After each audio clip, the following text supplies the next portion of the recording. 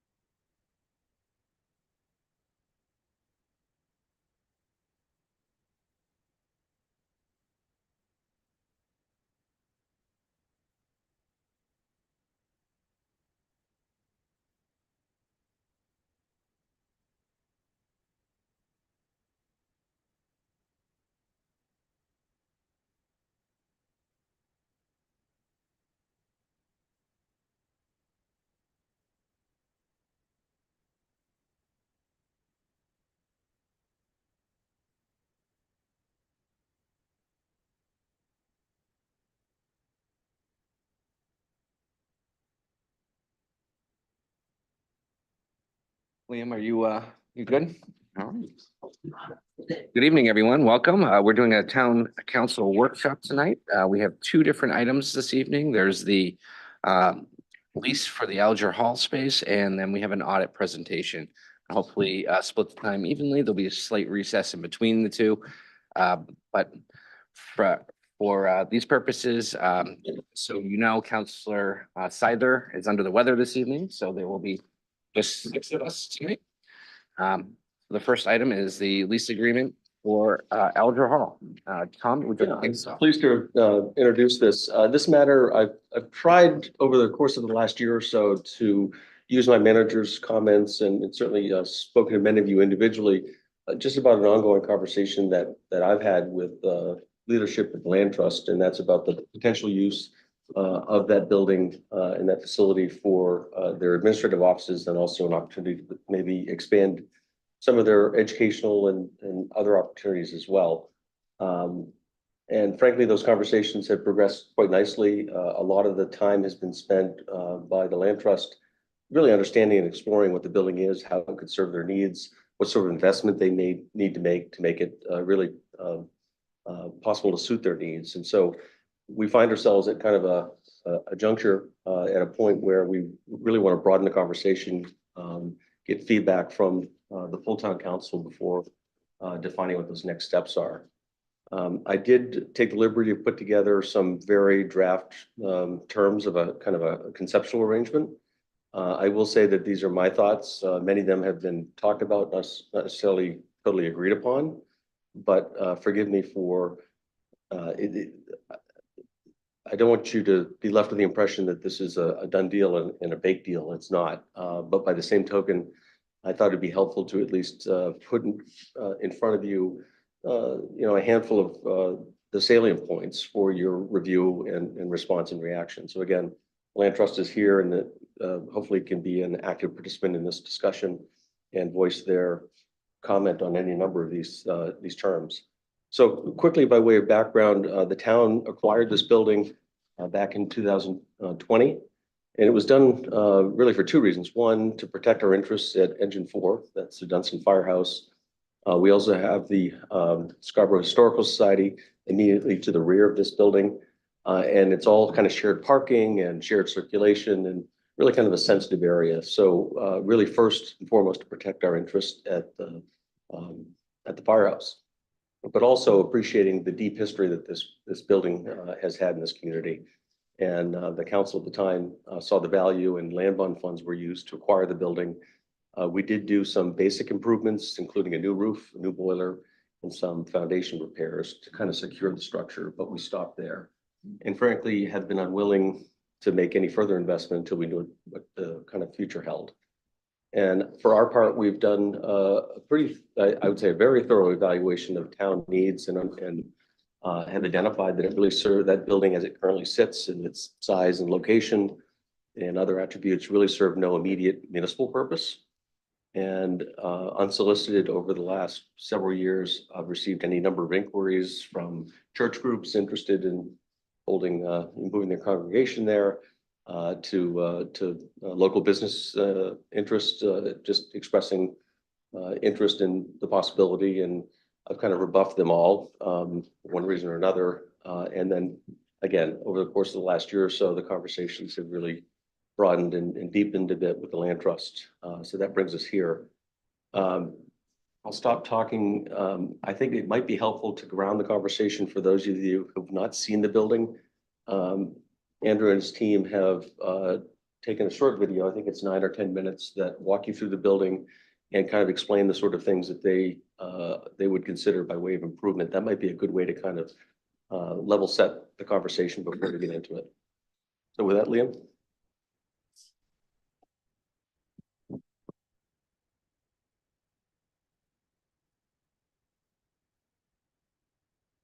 Good evening, Town Council members. My name is Andrew Mackey. I'm the Executive Director of the Scarborough Land Trust.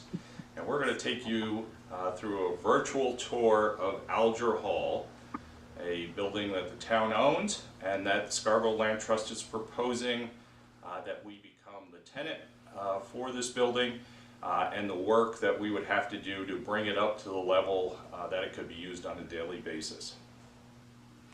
As you watch the video and you see the building, for some of you for the first time, you will notice that there's quite a few things that have to be done to get this building to a standard for daily use. But we really see this as a long-term partnership with the town. I think that's one of the unique aspects that Scarborough Land Trust brings to this.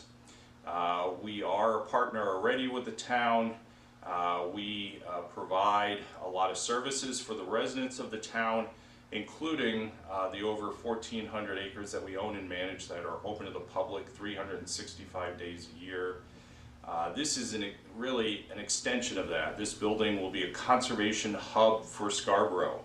It will become a place where people can come and connect to the natural world to learn more about it. We will have programs here, we'll have meetings here, we'll of course have our office space and storage here, but there will also be another avenue. It will be, since its location is directly off of Route 1, it'll be a place that someone can just stop in and learn more about the natural resources of Scarborough, whether it's Scarborough Marsh, trails, hunting opportunities, whatever it is. We hope to have that possibility here of really informing and educating not only the residents of Scarborough, but the visitors to Scarborough. This is Alger Hall. We're standing in the split level entry on the side of the building, which would be the main entrance for us. On the front of the building facing Route 1, there is an entrance with a porch, and that's where we would construct handicapped ramp.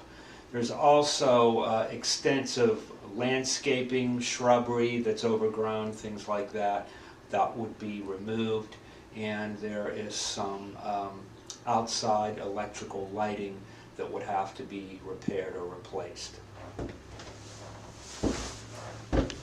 This is the main floor of the building. On your right is a restroom that would need to be expanded and converted in order to become ADA compliant. There are 3 offices on this floor that we would like to remain 3 separate offices. Over here there is considerable amount of storage, and to create the reception area we will expand on this half wall, so it's roughly going to come across this part of the floor in order to have a desk and our receptionist behind it, and again have a gathering area for the public. And over here will be the display case. Included in the renovation for the entire building, we will paint all the walls. We've been advised that the ceiling tiles are in pretty good condition. However, we will want to replace all of the lighting with a more appropriate, energy efficient task, appropriate lighting. In terms of the flooring, anywhere where there's carpet on the floors, we'll remove that carpet and replace it with new carpet or with vinyl flooring, a vinyl flooring product. There's a lot of vinyl tile on the floors in the building. Some of it may be able to be cleaned and waxed and stay. If that doesn't work out, then we'll replace that also with vinyl flooring. We're still on the main floor, and this would be a large meeting space that we want to take advantage for a number of things. So there's a few different projects that we want to accomplish in here. The first thing would be, you see there are 8 large windows. They're all single pane windows, and they're very energy inefficient. So we propose to replace all of those windows with a more energy efficient product. Over on this side you can see this big sort of a divider wall.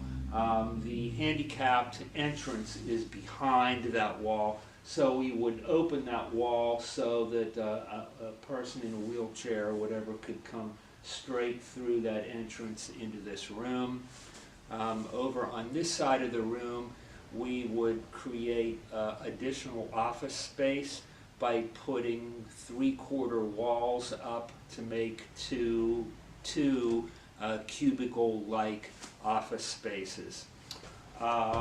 Also in this room, we would have a projection screen that would be over against that wall with a projector mounted to the ceiling.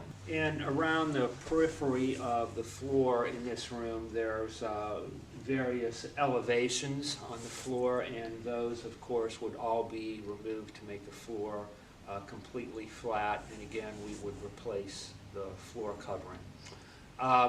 This building is equipped with a new propane-fired energy-efficient furnace, which the town installed, and we want to add to the energy efficiency by installing heat pumps, which would help with the heating in the wintertime, but also, of course, make the building cool and comfortable in the summer.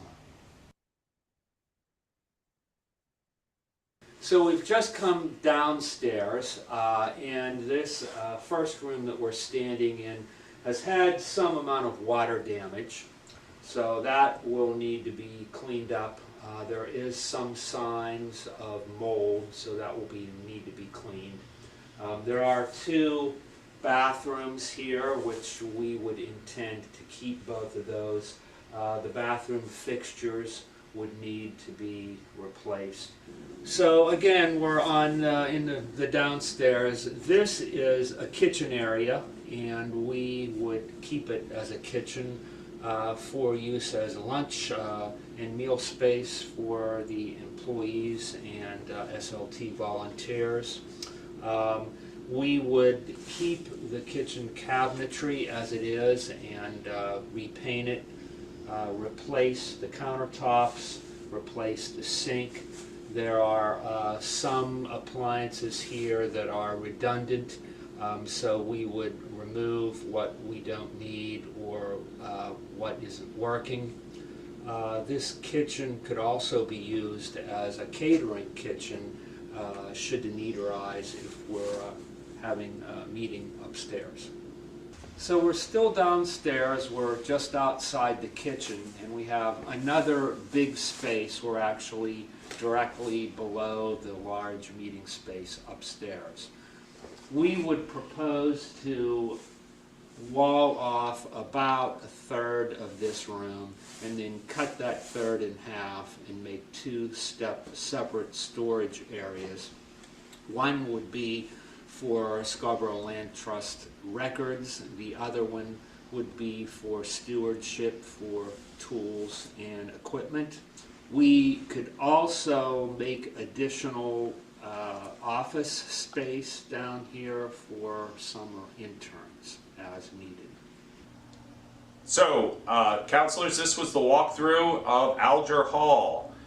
We hope you have a better understanding of the building now and what the possibility is here, what our vision is for this building. Thanks very much to Tom Nolan, who did that walkthrough with you. Tom is one of our very important board members and is very active in Scarborough Land Trust and has really worked to get some cost estimates for the building.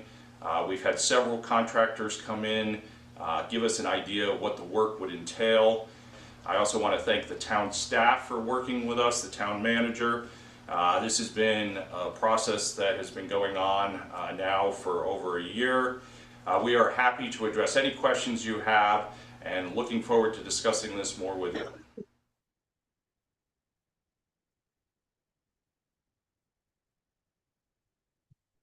Great, thank you. Do you have anything else to add to the conversation before we get into some discussion aspects of this? You know, we have approached this as a long-term partnership, something that we would invest quite a bit into for the idea that we would be there for the next couple decades. And we also see this really, I want to hit this point because I think it's really critical. This is This is different than just going out and leasing the building. We do see this as an extension of community activity and involvement. We see it as a facility that will add not only information and services, but education to the town. With our recent merger with Friends of Scarborough Marsh, the marsh is not too far away from this building. This will, the marsh itself is becoming a bigger part of our program. And I think this is kind of a natural entryway for people to find out more about the marsh.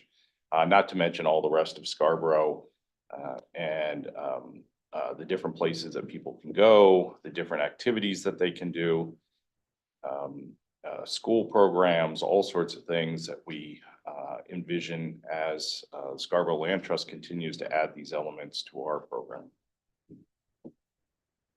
Don, do you want to?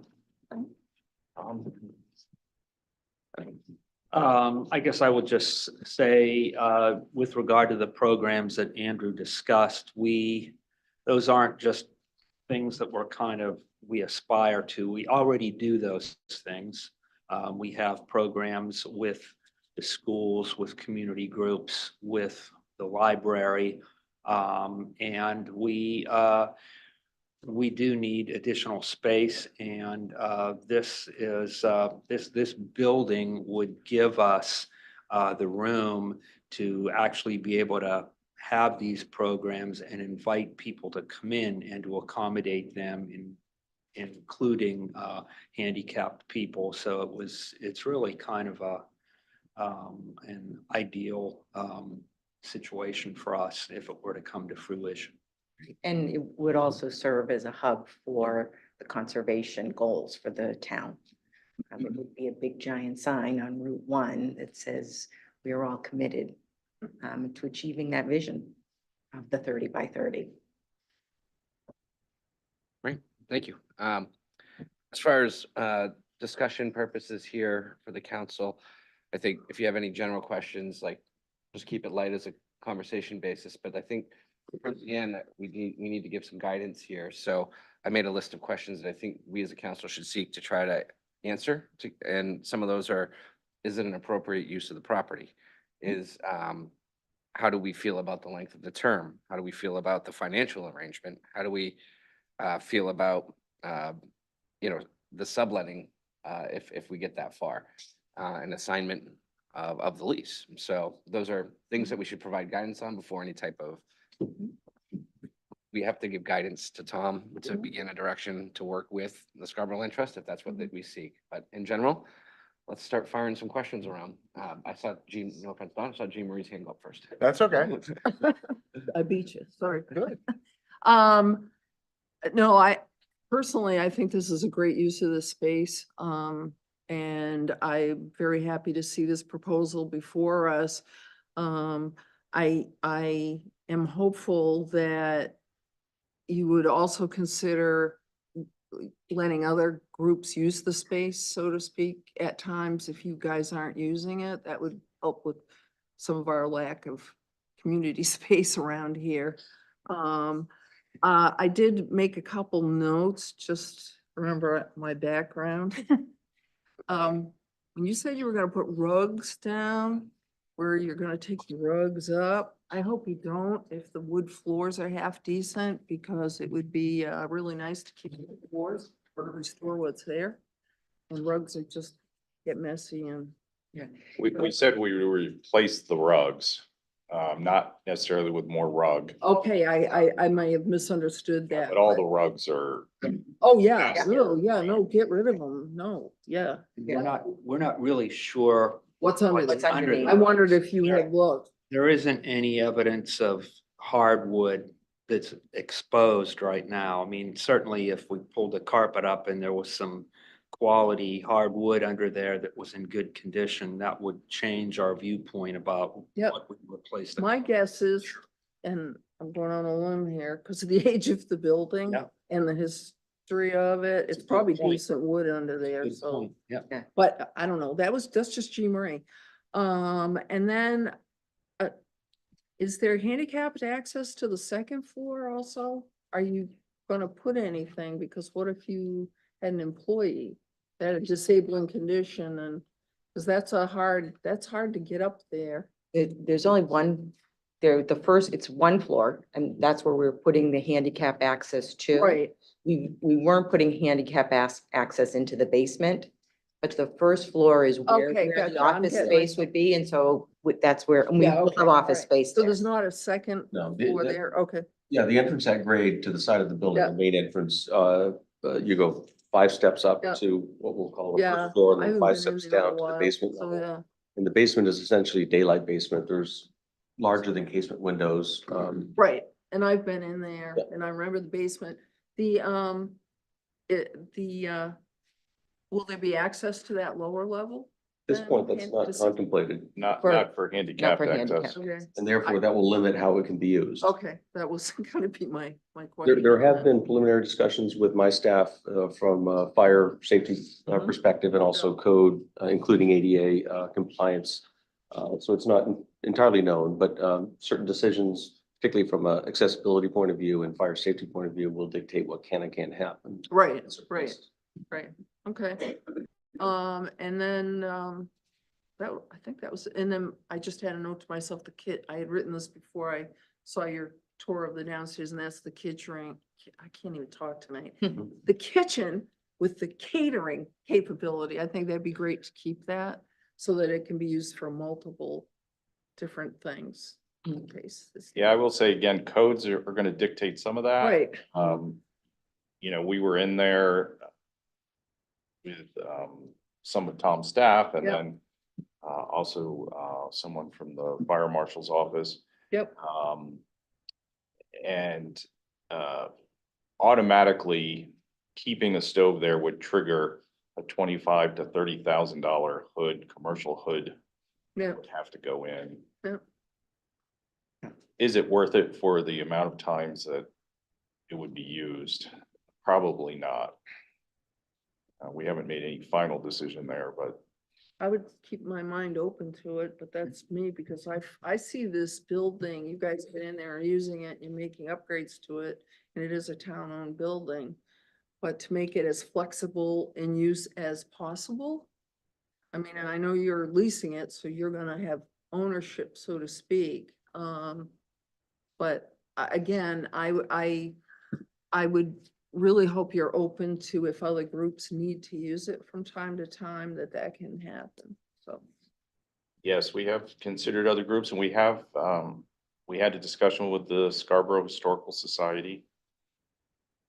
I think they would be interested in potentially holding some of their programs there. Yeah. We have some limitations. Yep. We're gonna have a capacity limitation, Yep. that we're not gonna be able to exceed. And we also have some parking Right. limitations, Mhm. which is something that we're working with the town possibly to try to Yep. get through. There's some avenue with central main power. Yep. Some space in the back, but no final conclusion has been reached there. Okay. That's all I have, thanks. Just on that point, forgive me, this is my rudimentary work product. But the lot in question is a quarter of an acre, 0.25 of an acre. I believe there are 7 line spaces as it's currently shown there. You might be able to squeeze another one around the backside. But as you see, most of, a fair amount of that ownership toward the fire department side is actually a travel way. And our employees and guests are using that same area, as is the Historical Society to the rear. And there's a faint line, Liam, you just went over it, kind of runs right there. That's the transmission line. Just above off this plan was an old CMP substation that was decommissioned, discontinued about 3 years ago. Mhm. So that no longer exists, but the transmission line still goes through. And we are in conversations with CMP to perhaps acquire some additional property that they don't have any further use for, but they'll always have a need for an aerial easement for their lines Mhm. to cut through that property. So you just get a really good sense of how important and integral this property is to the adjoining buildings that we have an interest in as well. Don? Thanks for bringing this forward, and congratulations on the work that you've done so far, to help us maintain open spaces. I think that's really important work for us strategically and for a lot of good reasons. So thank you for that, and congratulations. And thanks for bringing this up as a possibility. I remember when it came up at first, we thought that would be kept in mind possibly for historical uses, possibly expanding it to incorporate, some other groups that have been working on various historical preservation projects. So it sounds like that could be taking a different path, but, it seems, reasonable to me. The questions I have are, kind of a little technical, and this will get people kind of annoyed, I'm sure, but what entity are you? What type of entity are you incorporated as? 501(c)(3). Okay. And I think we're kind of seeing more and more of these where we have kind of not-for-profit entities, we're engaging in relationships with them as a town. So this question was for Tom, really. Tom, how do we keep track of kind of where's the money here? So we have a property that we're paying the lease on, and then we made improvements, we made capital improvements, so that's public money. So how do we keep track of that, and how do we handle, us being a landlord now all of a sudden with a 501(c)(3) that are there tax advantages for the town? Do we get through? Are they? So that's kind of first part of the question. Yeah, no, I'm not aware that there'll be any particular tax advantages to us. We do act as landlord in other cases. I don't relish that role necessarily, but I think there's a couple of key relationships that we have in place, and so I think we can do it. We could take the position of subjecting this to market conditions and being a conventional landlord. I think the difference here is that we've got potentially a different partner that we're chatting with. And we've got some unique challenges with this property that I don't think would be wise for us to simply put it on the open market and lease it to the highest bidder. So I think those are some of the compelling reasons and why we've continued this conversation, and it's kind of brought us here. So I'm not proposing by my questions an either or sort of approach. I'm really trying to drive more at some of the things we talked about in a finance committee meeting the other day. And that's, having a closer eye, more transparency and a bit tighter handle on the money, and where the money is going and how it's flowing. I think that's the issue, at least top of mind. Like if this were, if we were a private entity or, would this be a related party transaction, or is there something similar to that in the public sector? Probably not. But I'm turning to the Director of Finance for answer to that, but thank you. But the other question I had is, Tom, how much did we spend on this so far in terms of our own capital improvements? Because the place looks great, and I think whatever improvements have been made look terrific, but I'm surprised to hear we still have ADA issues and other things that I thought we were going to take care of while we had it. Purchase price was $367,000, and we've invested just over $31,000. And that was contemplated at the time when the council authorized use of funds. Yep. It included these kind of limited improvements, and I think the way I characterized them at the time, these are really to secure the property, make sure it's weather tight, it's not going to fall over, and it's going to stay heated. But we held off on until we knew what we're going to do with it. We held off on any further investment. So the other thing I'd request is at some point, if this moves forward, can we actually get a copy of the current lease and the proposed lease, and we'd be able to look at those documents and study them before we make a financial commitment? There was no current lease. We're the owner. There's no current tenant in that facility. It sits vacant, and that's true since we bought it. And we're not to the point of having an actual lease. I've laid out some conceptual terms for feedback, but there's no lease per se. So when we do that, I would like us to, Yeah. see the full lease and actually some sort of pro forma, simple, 1-page analysis that shows what the cost to carry would be and whether this is going to be a break even or whether adding this into all the other costs and money that we're contributing to this entity, that we have a full view of what is the grand total of public funding that goes. Yeah, make no mistake, should we get a positive reception, we would then look to negotiate the particulars of a lease. That lease is subject to your approval. So that is a whole separate process that would follow this. We just didn't want to invest the time and effort until we had some conceptual nod that this made sense to pursue further. I will simply say with respect to the finances, we've run it for over 3.5 years now. It's about a $6,000 cost for us just to kind of keep it at the minimal level it is. And so obviously those monies would not need to be expended. And then there's a matter of annual contribution we've made historically to the land trust that I think should be part of the conversation. I think the land trust has their own perspective on that point. But I'm pleased to provide you the full financials should we get there. And residents are free to make individual contributions, as many do sometimes by land itself, right? We've had several big ones like that, land itself as well as cash contributions, right? Put simply, my goal is to no longer have this be a financial burden to us. Whether it is a financial boon is perhaps a discussion point, but to eliminate the expense if we don't have any productive use of that. And that's been true so far. I have complete confidence we would be a beneficent landlord. That would be my hope. Karen. Sure. So to kind of piggyback on what Councilor Hamel was saying, I think if we're going to look at numbers specifically, I think what might be helpful to look at numbers was what it costs you guys to manage the land that we have since given to you. Because I would imagine, I know since I've been a counselor, we've signed over how much land to you that you're now managing. And that's part of your that's part of your expenses, if I'm correct. So I think if this is, I mean, I am in support of this. I think this is a great idea. And so I think if some people maybe want to look at more of the details, it might be helpful for them to see the numbers in return of kind of what you guys have incurred, since I know you've increased your staff and we've obviously increased the acreage of land that you guys now have to manage. And we thank you for that. So again, I think this is a great idea. It would be great to have more parking. I don't know how much staff you have. I don't know if you can figure that out. I think that's just some feedback that I think would be great. When Jean Marie was saying, let's do a kitchen, I think that's a great idea, but I realize it doesn't really fit your purpose. And I think it would be unfair for us to say, hey, put in this huge kitchen that we want you to have. I think having office space or like a conference room that you could share, especially like with the Historical Society right next door. Because I know when I spoke to them a year ago, they were interested in it, but I don't think they have the organizational group that you guys have to get to where you are today. So I don't know if maybe the town wants to put some money towards making the kitchen a little nicer, to maybe make that conference room more available to people, maybe rent it out. I don't know, just throwing one of the ideas that I had out there.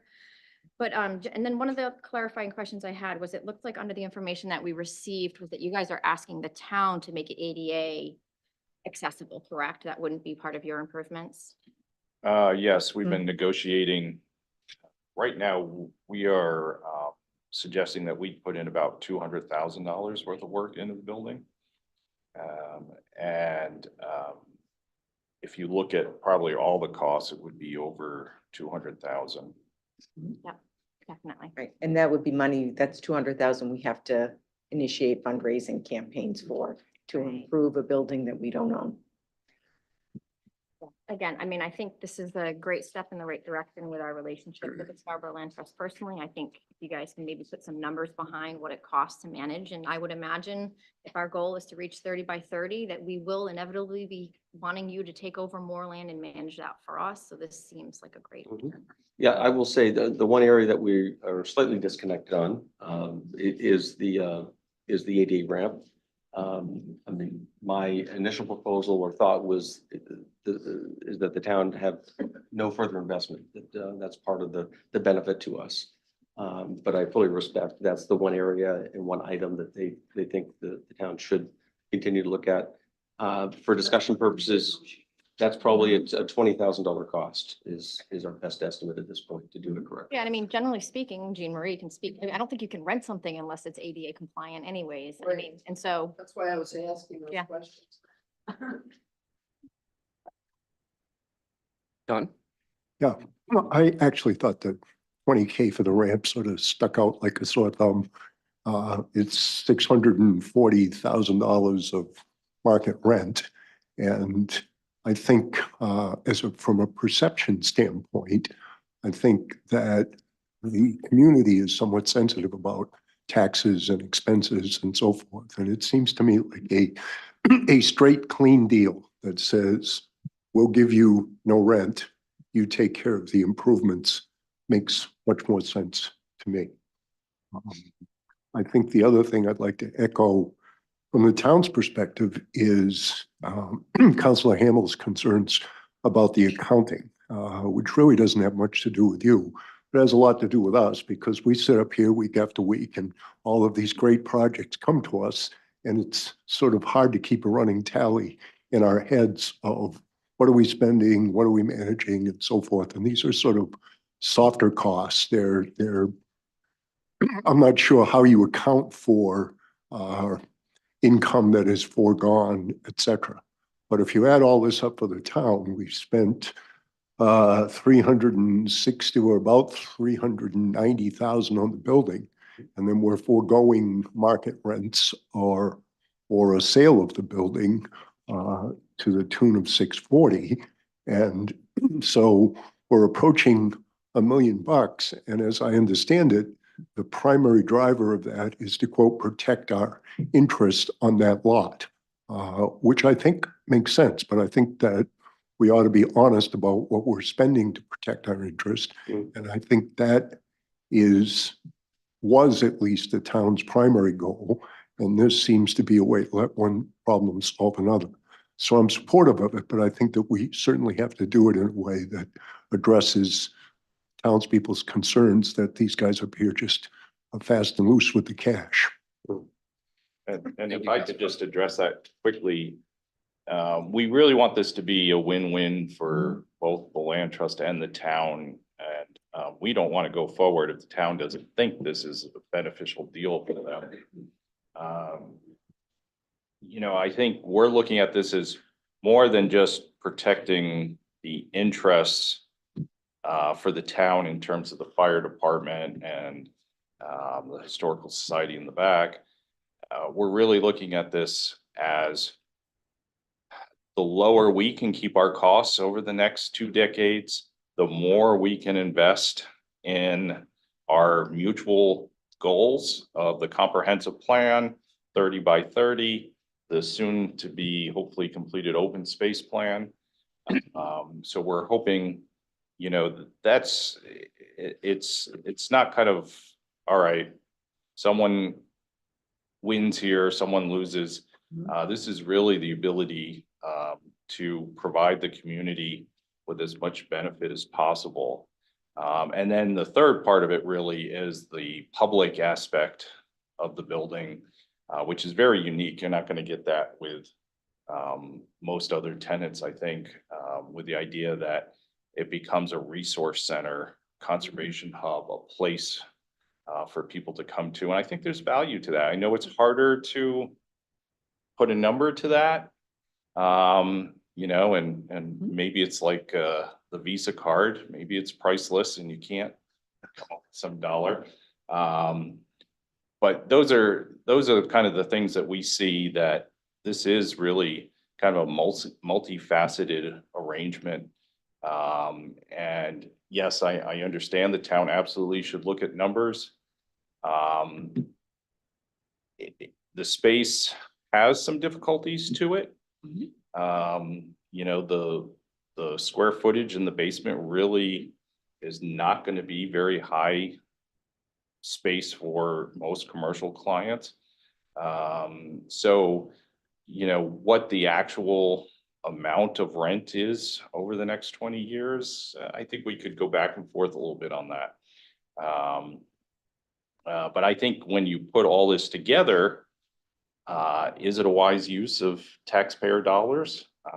We think it is, but if the town doesn't think so, you know, that's okay. I mean, we'll look for something else and we'll continue to do everything we do and work with the town. And that's okay. I mean, put that out there. I didn't mean to convey the impression that the town isn't supportive of this. But I do think we have a responsibility to the taxpayers to show our work and to explain what we're doing and to show some of the cost benefit. And so when I looked at your financials, it looks to me like you're paying about $6,000 a year now in rent. You won't have to pay that. That's good. If you had to expand, find another location. So, you know, in fact, I don't want to quibble about the numbers. I think that I used the market number that Tom used of 42,000 less the town's expenses to get us to the 640 or 620, whatever the number is. I just think it's important that we acknowledge those values up front, so that people have an appreciation for how exactly the town is contributing to these things. I'm a big fan of all of the conservation work that you do.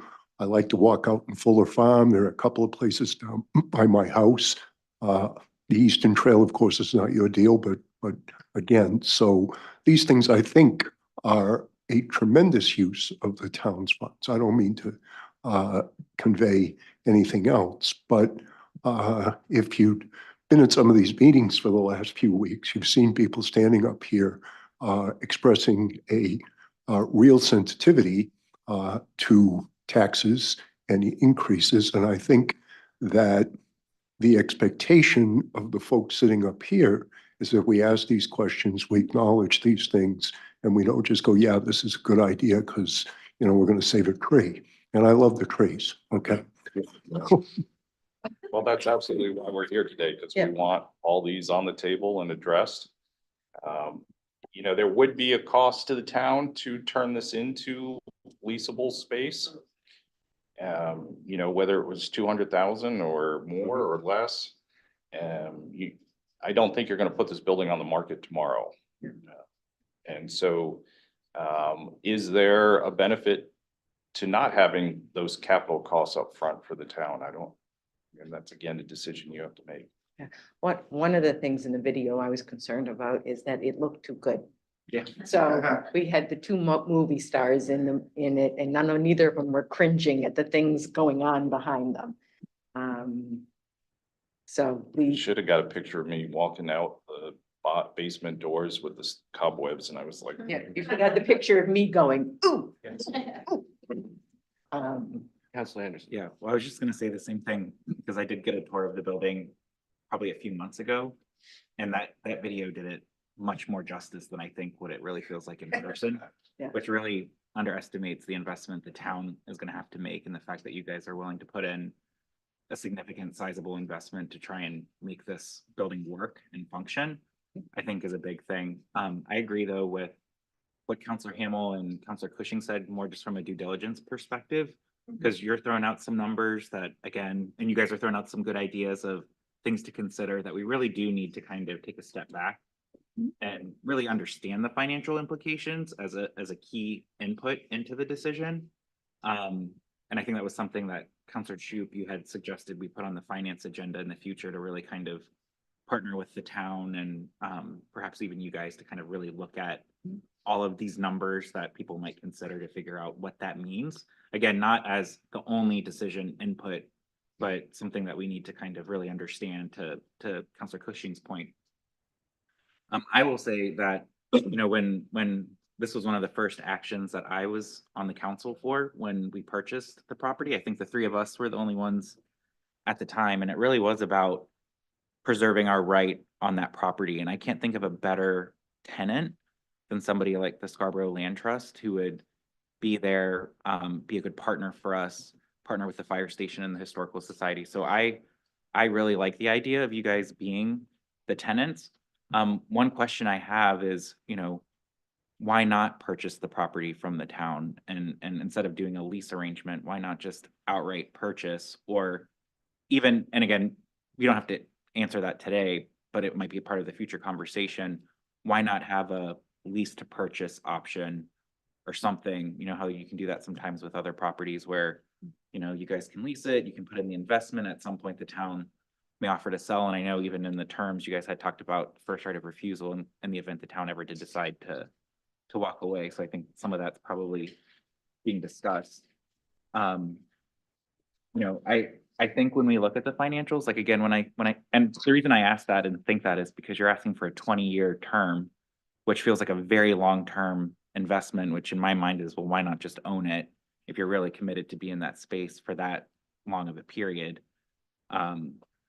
So I would like to understand the financials and then look at that term to see, is it really a 20-year term with like 3 options of 5 years, or maybe it's a 10-year term with another 10-year option at the 10-year period where we could have a conversation and revisit things. So I would like to kind of also consider some of the term, the length of the term and the terms that are part of it, just to have that conversation. And again, that can be negotiated, I think, as part of the deal to see what makes the most sense.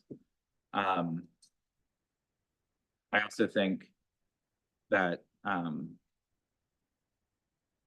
you know, again, ultimately, I would be supportive of some sort of arrangement. I don't know if, Tom, what you've provided is one that I would approve in a final lease, so I think there's a little bit more work to be done. For me, it's probably mostly looking at that term as part of the discussion, and I'd like to see the financial data to back it up. But I'd like to find a path forward to make this ultimately happen for both parties in a way that works for both. Jim Ray. Yeah, I also wanted to add, I was on the liaison to historic preservation for a long time, and Alger Hall was also. I don't want us to miss the fact that that's a historic building in the town of Scarborough all too. So from what it looks like, the way you want to use it and what you're thinking of doing to it, you know, fits in with that. You know, you're not going in there and taking all the windows and redoing them and boarding up and this, you know, and changing the whole facade or structure. So I just think, again, to me, this is what back when I was earlier on the council, what I thought our vision was to have someone in there, either us as the town using the space or someone like yourselves who have a commitment, long-term commitment to this town, using that space. And I'm thrilled to have someone who's a 501c3 using it as opposed to a for-profit company. So Yeah. that's where I come from also with this. Right. And for us, I mean, 100% of the benefit of our work is for the town. There's no, it's for the town of Scarborough. It seems like, Tom, the lease ought to capture in the whereases some of the sort of warmer, fuzzier things we've said today about the lease and the use and that sort of stuff. I mean, if that in fact is something that this council expects, for example, access, that type of thing, then those things ought to be spelled out in the lease. Okay, thanks. Yeah, I'm gonna try to wrap this up because we do have the audit Mhm. discussion coming up and we're getting time crunched, but it does to me sound like we have general support of the concept of the Scarborough Land Trust becoming a tenant in a building. I would agree with most of the councilors here that this seems like a really good fit for this community, where there's definitely benefit that we see that of the work that you do here for this entire community to use. So, you know, if I was, you know, picking against a private corporation versus somebody who's here to help the community preserve some land, this is a really good fit for us. So I do feel it's an appropriate use of the property. I get that sense from the rest of the council. I agree with Councilor Anderson. I do have concerns about the overall length of the term. Doesn't mean that it's not worth the financial analysis that both Councilor Hamel and Cushing and Councilor Shoup have all brought up here at some point too, that will help us come to grips with the overall financial impacts to this community. And maybe that would also drive that term length or in part of our decision making, right? And then as far as the ADA ramp, it sounds like that's a point of further discussion and negotiation if you hammer out some lease for us to review. But I would also just say one quick question, which has nothing to do with leases. What are you gonna do with the stained glass window? We intend to give that back to. Yeah, the I've already makers. made commitments for that. The actual owner, former police chief Hollis Dixon, his wife made that. And there's another Grange Hall, Masonic Lodge in Old Orchard that has expressed interest, and she's very willing to have them take that. But we didn't want to remove it until we knew what was going to go back in its place, frankly. Great. So with that, I think for marching orders, I would say, you know, continue on. Let's see another product come around to us again. Hopefully you have some fruitful and productive negotiations and we get something a little bit more concrete to digest. And good luck. Thank you. Thank you. Thank you. You. We're gonna take a quick 3 to 5 minute recess while we shuffle people in and out. Good time for use of the bathroom.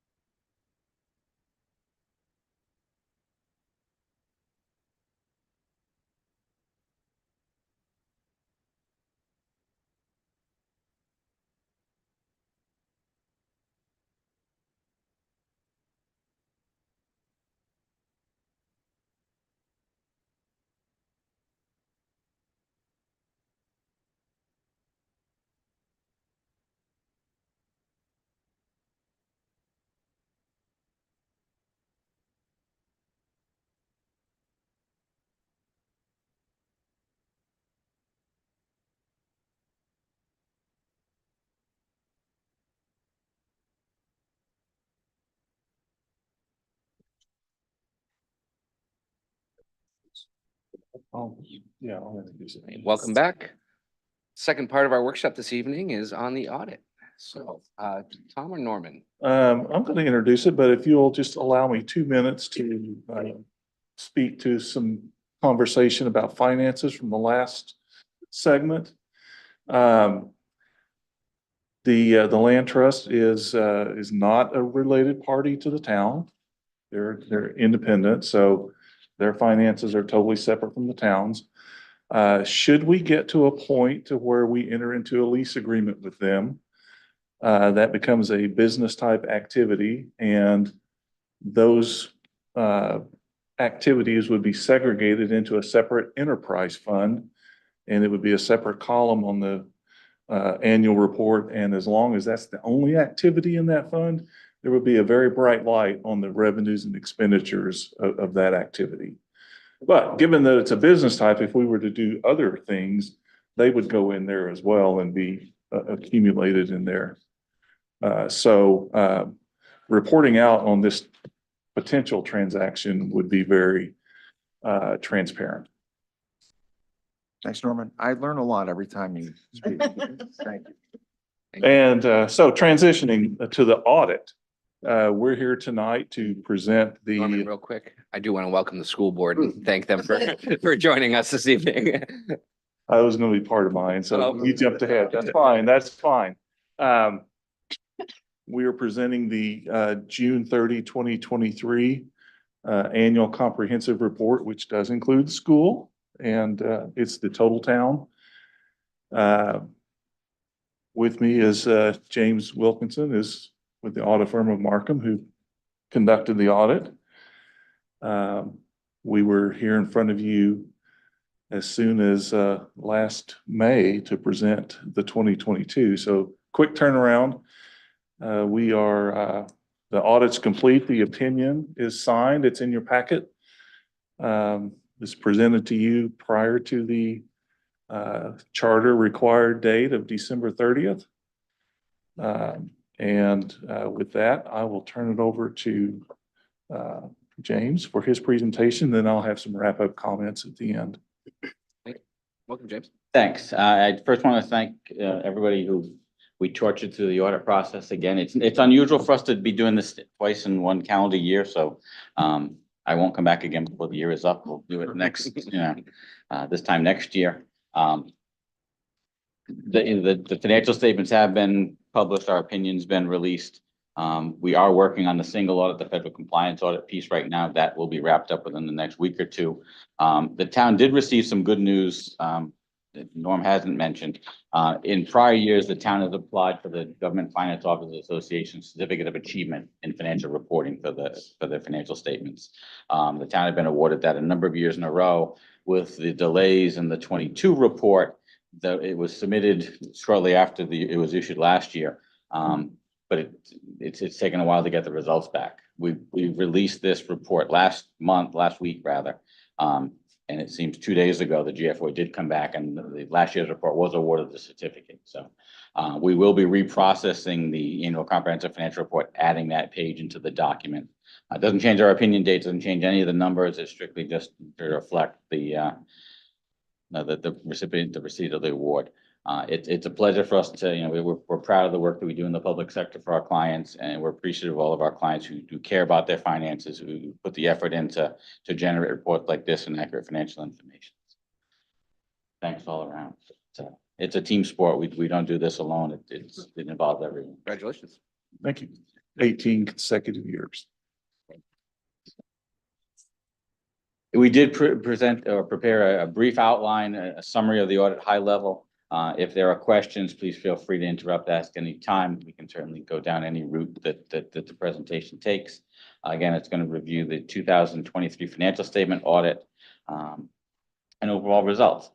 We do, in the next slide, just want to provide a reminder of what's being shown in the town's fund financial statements. Within the annual comprehensive financial report, there are government-wide financial statements presenting the town as if it was a commercial business. It reports all of the fixed assets, capital assets. Alger Hall is part of that mix, as well as all the long-term liability, bonded debt, pension obligations, and whatnot.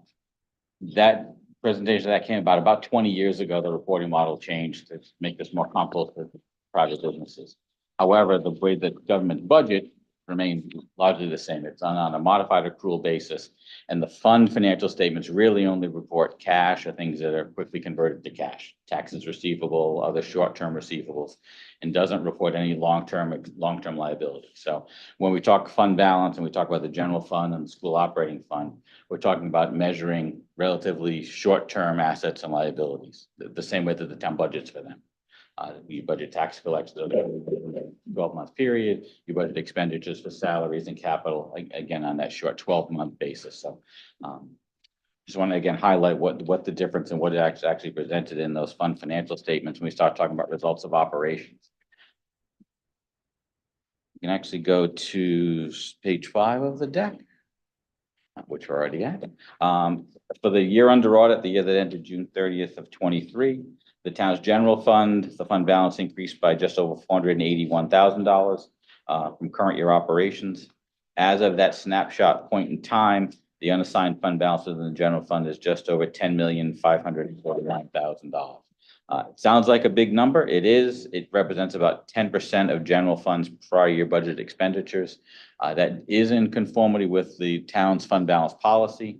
If you were to ask rating agencies and investment bankers, the target for most communities they're looking at now is probably in that 10 to 15% range. If you look at, 1 month's expenditures is about 8%. So having 2 months of rainy day fund in the bank is that 15%. I know the town's policy does have some prescribed uses when that fund balance gets to this level and begins to grow, how that's going to get used. It's refreshing to see towns take that approach to adopting policies like that. A lot of them do not. A lot of them, well, frankly, a lot of them can't get to 10% fund balance to begin with. But the long-term view that's been built into the policy, how that's going to get used it's guidance. It's easy for us to make conclusions and see the tone at the top and the proactive nature that the town's been managing its finances. Can I ask a Can we ask question? Go ahead, go. You first. Beat you to it. Sure. So, and this is more of a clarification as I was reading the report. So in parts of the report, it talked about how our unassigned fund balance went down from like 6 million to 3 million as part of, I guess, the year-to-year change. I guess that's where I was trying to understand the difference, because at one point we were talking about some numbers that went down and then we got to like the total, and that's where we get to that 10.5. So I'm just hoping you can explain that part of the report. That Could be that the $10 million is just a general fund. I think overall, maybe the governmental funds did have a decrease in total fund So balance. can I take a stab at it? Sure. So if you look at statement 1, which is the entire town, that's your full accrual. That looks at your long-term assets and liabilities. Our fund balance did decrease. When you move down in granularity to the general fund and only look at the general fund and the short-term assets and liabilities and fund balance that our fiscal policy looks at, we increased. Okay. So it's which part of the report are you looking at determines whether we increased or decreased. Okay. That was, I probably need to go back and reread it just to make sure I'm tracking it. Well, Really? as you progress higher into the statement numbers, you're progressing down in granularity of the financial information and away from full accrual. Okay. I have a follow-up question here. Maybe this is appropriate, if I may, for Tom. So do you recall when we drafted were you here when we drafted the fiscal policies for fund balances? Yes, there were previously 4 different policies. We've since melded those all into a singular 25-page fiscal policy. So yes, I've been involved in a number of those iterations. So a question that I had about this whole area of fund balances is that in addition to the fact that it's like it didn't really go up that much, but we're still within guidelines. But when you're looking at so what do we do about it? It just seemed to me that the uses for fund balance surpluses seem to be very much aimed at reducing debt. And I'm wondering, is that really is that still what we ought to be focusing on, or is that worthy of some perhaps revisiting? Yeah, I think that's ripe for discussion with finance. I mean, that's a policy position that prior councils have taken. But yes, essentially, once you reach certain levels of maintaining fund balance, we're essentially to use that money to pay for capital and thereby reduce debt. That's the general notion.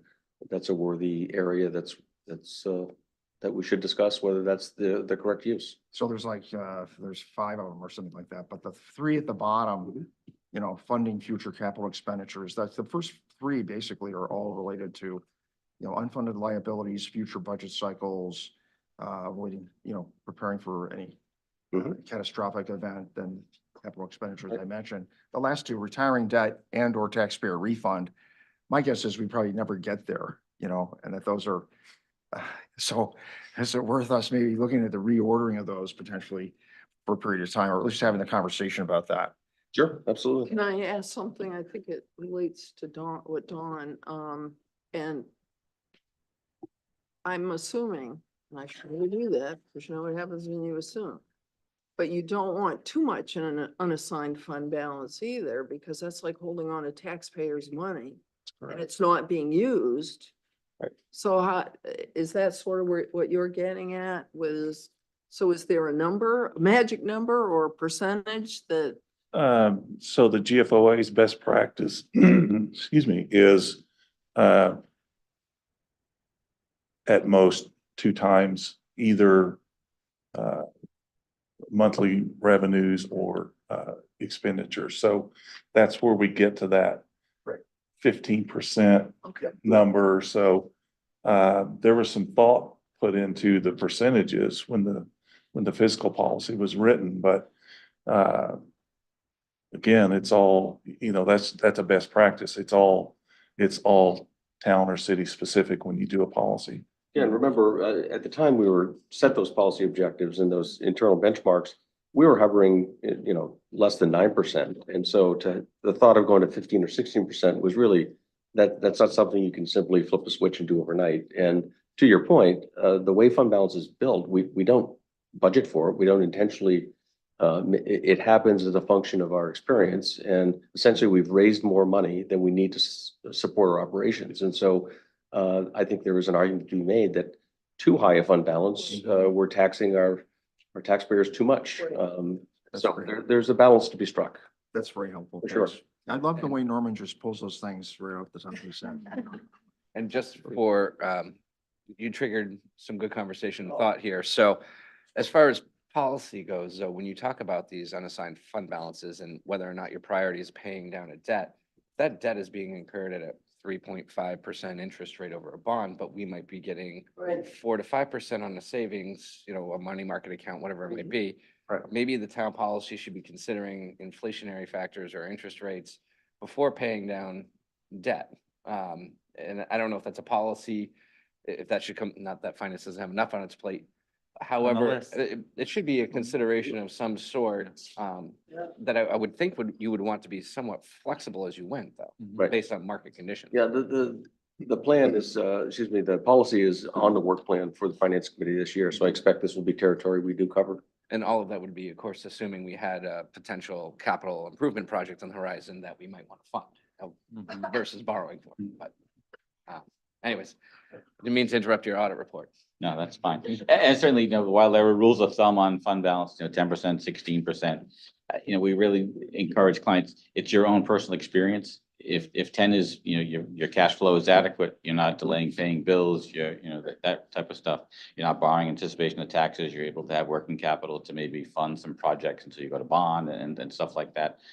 It's really personalized to the government's experience, your tax base, your expenditure patterns, your tax collection dates. Certainly we have clients who don't collect their first tax revenue till October. Well, they're going to need much higher fund balance to get through those first 3 months because they're not generating any current revenue based on tax collection dates. And so there's a myriad of things that go into it. Right. So don't let me say 16%.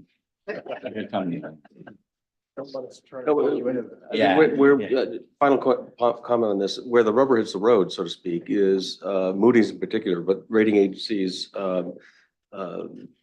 are interested in value what percent of unassigned fund balance you have. And so it does matter by way of, our bond ratings and therefore interest expense.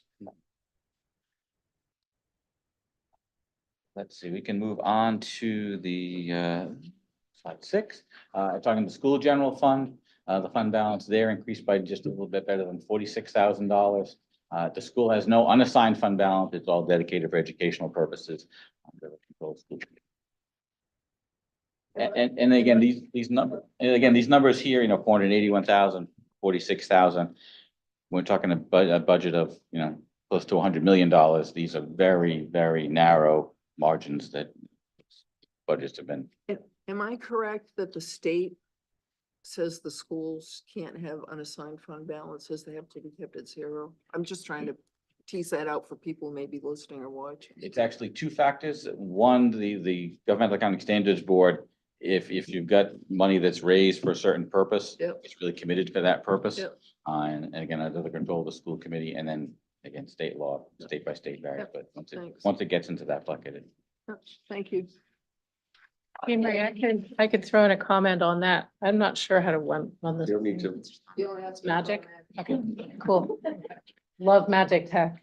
There is a state statute that talks about the amount of fund balance that a school district can hold. So the simple way to look at it is that they want you to turn that back over and reuse it every year to support your budget so that you're not going out and asking for additional money. And I can give you the chapter and verse on that at some point, but it's really that.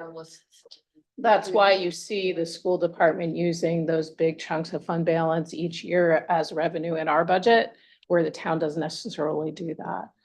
Kate, can I ask you, because you did share something with me on the fund balance, I think it would be good for the finance committee to get that, just so that we have Yeah. that for. Yeah, I had some sort of a white paper that I did a while ago and I can see how current is that? I don't remember. It was probably a few months ago, but even if you just send it to me, I'll make sure the finance committee gets it.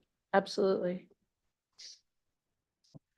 On the next page, it's just a brief recap, a summarized recap of the governmental fund balances. It's really a snapshot of what's on page 28 in the financial report. It's just going to summarize again, the general fund being the predominant operating fund within the town. The Haggis Parkway Assessment Fund, and that other column is just an aggregation of all the non-major small funds where their fund balance sits. While in that other column, you do see a negative amount, a deficit and unassigned. That is really essentially was cured with the subsequent to the end of the year bond issuance. Those funds who report capital expenditures, they report those as current expenditures until funds come in to replenish those. So when the bond issue came in, subsequent event, that deficit was largely resolved through that process. I did have a TIF question here, if I may. So I always actually liked, but didn't like the numbers, the fact that we tracked where we were with the Haggis TIF, pretty, in a fair amount of detail. So, and I realized that was a government TIF. It was because they referred to it as some type of infrastructure here. I forget what it was exactly. But shouldn't we have line items like that for the Downs? The largest TIF that we have in town? I mean, why doesn't that show up in an audit report? A lot of other TIFs are strictly revenue agreements and how that revenue is going to get reported. This one, I guess it predates me, but the background on how it predates Norman too, I guess. Yeah. Because I'd like to see that if there's a way to do it and we have the flexibility to do it. I think that would make a lot of sense. On the side, we're committed to providing that kind of running sources and uses, if you will. We started that already through the budget process, and I intend to continue that. Whether or not there are particular separate schedules called out for and provided in the audit is another matter, but we intend to provide that level of historical clarity. Because in my digging, I found those in terms of applications, but otherwise we don't really see them, including the update that we get, with the last updates we've been getting the past several years. So I'd like to know if there's going to be, would be an equivalent of that could be recommended by our auditors, or we could adopt that would be very similar to what we see for the Haggis Parkway now that we're almost breaking even for that. So anyway, On the next page is a little graphic presentation of fund balance, both town and school combined, that's the town's general fund, where it's been over the past 6 years. I think it's the last 2 where the total is, and then that unassigned piece hovering just about that $10 million benchmark, about, again, 10% of the operating budget. It's good to see that there haven't been large swings, millions of dollars one way or the other. And on the next page is really a summary of page 30 from the comprehensive financial report, just a snapshot of revenue and expenditures for, again, those governmental funds, the 2 major funds, the general fund and the Parkway Assessment Fund, and then again, the conglomeration of all the other non-majors there. Again, you can see that net increase in the general fund of 528,000 back to earlier. So Don, to your previous question, the Downs is part of all the credit enhancement agreements that are reported on page 91, Schedule C2. Sorry, I only made it through the first 25. Come on. Didn't get to 99. That's the schedule of special revenue funds. So all the credit enhancement agreements are aggregated in a column titled Credit Enhancement Agreements. Okay. So in order to report out the Downs specifically, we would have to give you a special report, but that will give you the activity for all of the credit enhancement agreements. I'd like to see them featured right in the first 25-page summary if that's possible. I know this, we're not going to provide. Yeah. It's not required. It's not required by GASB, but Well, you can do some special reports. We can follow up the council about that. On page 10 of the presentation, it would talk a little bit about results of operations compared to the budget. Total revenues, and this comes from page 76 of the package. Total revenues were above budget by $1,525,000 for the year. The tax area, all types combined, excise, property tax and the like, came in about $92,000 above what was anticipated. Again, very small variances when we're talking the magnitude of the size of the budget. Licenses and permits were above what was anticipated, as well as intergovernmental revenues. Investment income, we're seeing this consistently with interest rates. Governments are pretty limited in what they can invest in, but largely interest rates have provided some pretty significant inflows.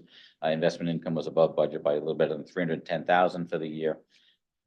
And the other category, again, above budget by a small amount, $166,000. On the expenditure side, expenditures and other financing activities were about $2,450,000 below what was anticipated to be expended. Largest education, public safety, public works.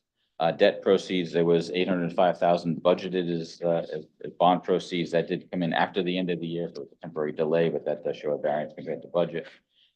We do a deep dive into the budget and variances and explanation for those. We did not find any systemic issues with the budgetary process. The other variances that came in were largely one-time items or just conditions that changed from budget adoption to actual results. On the next page, the town's pension plans. In the June of 22 report, one of the plans that did show a net pension asset was overfunded by a little bit. Certainly the investment results in the 23 year did turn that around. They both report net pension liabilities, although it totals just under $5.4 million. In the grand scheme of things, this is probably the smallest net pension liability of any of the governments that we deal with. And again, the contributions of the plans have all been made in accordance with the required contributions set by the actuaries. Nothing you can really do. The post-employment benefit liability, it's again reported within the financial statements, just under $9.6 million. It's satisfied on a pay-as-you-go basis. It's not pre-funded as a pension. Pre-funding is certainly not required. I always caution on this one that the computation of this liability is based on a lot of actuarial assumptions and variables, investment rates of return, healthcare, cost trend rates. There's a lot that goes into it. It's the best estimate that can be done, but certainly I wouldn't put 9.5 million on the bank and assume you're done. As we wrap up the audit of the federal programs, again, we'll be discussing, we don't have any findings on that have been disclosed. No significant deficiencies or material weaknesses and controls, no compliance items. If there are anything that shows up in the final review of stuff, we'll certainly be discussing that, but at this point in time, we're not anticipating any findings or corrective action plans to be required from that. We will be at that point also issuing a communication to those charged with governance about the audit process. Again, it's a very clean report. We received complete cooperation, timely information. There was no restrictions on who we could talk to, what we asked for. We did not note any instances where the town or management was opinion shopping to get treatment for certain transactions, certain ways. No, Who are those people? Who are those charged with governance? that would be the town council. Yikes. It's a pretty serious term, isn't it? Yeah, no, they, Glad we asked a few questions. It'll be a clean reporting of the results of the audit. I've asked to put smiley faces at the bottom. We can't do that, but I'll tell you right now, we're all smiling about it. We're all. One thing I wanted to comment on, I personally, I can't thank you enough, and hopefully I speak for some others on council. I'm very careful about saying that, but I know you went through Herculean efforts to get back on track with timeliness. So thanks very much. I mean, that was unbelievable. Olympic, results, gold medal. And the good news about this is I think that it's helping us, in addition to giving us something to read over the holidays, it gives us a sort of a running jump on the budget process. One thing that occurred to me is reading through this stuff, I think these charts look familiar. Well, guess what? They're going to be part of the budget. They roll right into the budget. So my thought is we should just, do whatever we can to make sure we're utilizing the audit results to help us, get a much tighter budget or, as tight a budget as we can every year. So. And one of the recommendations we're making to a lot of clients lately is, to really try to use the audit and as more of a tool. We talk to a lot of clients about risk management and process improvement and making sure they're studying different aspects of operation every year and using this as a guide. Maybe, if you look at areas where there's budget variances or stuff like that, maybe there's a process to be improved or a little bit of an internal audit process to go through and look at policies and procedures. Are they documented currently? Are people following what is intended to be followed? Those kinds of things. Glad to hear that this isn't just going to get filed on a shelf and wait till we replace it next year with the next version. How long do we have you on your current engagement? I believe it's with a us? 5-year contract. We're just finishing year 2. Okay. We'll be around a long time. So you know us pretty well by now, by the end of that time, you don't know us inside and out. So, thanks. Yeah, we know you very well. My wife's looking for a house up here. School board, anything to add? Comment, questions? Fantastic job. Thank you, Kate. We're happy. I'm happy. So- So can I make just a couple of closing comments? You may. Yes, I want to thank Kate and the school staff for working diligently with us to get this done. Forged a very strong bond with her and her group. And I want to thank my accounting staff who are tremendous. They're very talented individuals and very capable and committed. And I want to thank Tom for letting me concentrate on the audit for 12 months, basically, and get us to where we are as far as being on the schedule. And Markham as well for when we sat down last June and said, we really have to get back on schedule. We have to commit to getting the audit complete by the end of the calendar year. And they worked with us and made it happen. So I just want to give kudos to everybody. So. And I will step out on a limb and speak on behalf of the full council when I say thank you to all of the parties involved. Well done. You guys ever get claps for audits? That's here first. Other places all around. That's standing, but an ovation. And That's the first ovation that I've I received. I usually have to tap dance to get 50 to clap for. And as part of my duties, I'm going to remind everyone to please hold their applause. came in an unexpected place. So with that, if there's anything else to add here, no, we're going to recess until our 7 p.m. Regular meeting starts, which is all of 5 minutes from now. All right. Thank you very much, everyone.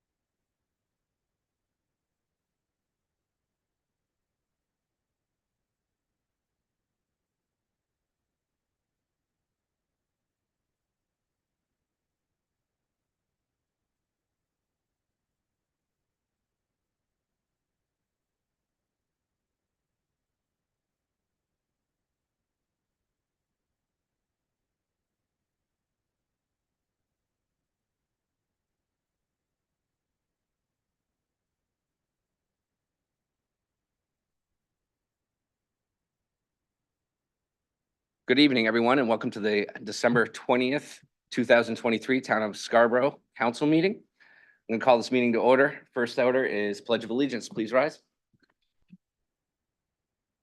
Pledge allegiance To the flag of the United States of America and to the republic for which it stands, one nation, under God, indivisible, with liberty and justice for all.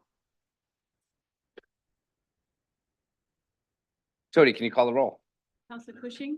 Here. Counselor Shu? Here. Counselor Katarina? Here. Counselor Hamel? Here. Counselor Anderson? Here. And Chairman McGee. Here. Thank you. Next, we have general public comments for anything not on our agenda this evening.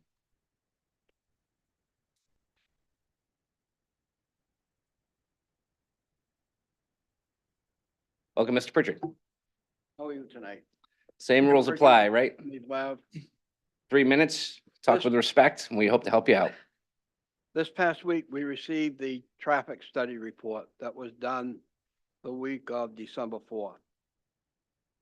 And I have to tell you, the numbers were really surprising. Over the week, there were 7,040 vehicles passed through the section that they studied, which is Honeywell to Elmwood.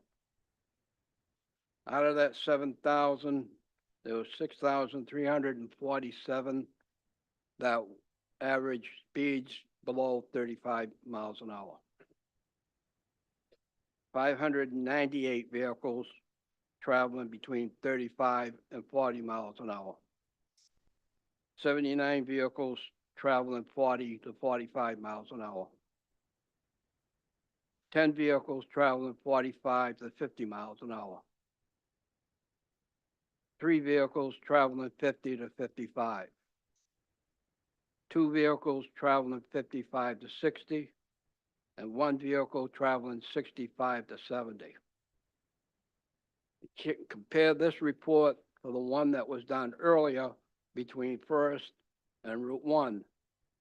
I think it gives us a pretty good picture of the issues that we're having on Maple Avenue. I'm kind of waiting to see the traffic calming policy, what type we're getting, and compare these numbers with the different type of devices that we might be able to use. The other concern I have with this report, it doesn't give us the time in which these vehicles were traveling at the speeds. My concerns are, if they're doing those speeds between school hours, being picked up and dropped off, we're putting the kids in a lot of trouble, serious trouble. And if they're traveling that speed on Maple Avenue, what are they doing on the side streets? Elmwood, Sunset, First. I know they're speeding on Green Acres. I've seen it. So I hope we get that copy of the policy soon so that we can look at this and try to get something implemented before spring and summer. Thank you. Thank you, Mr. Pritchard.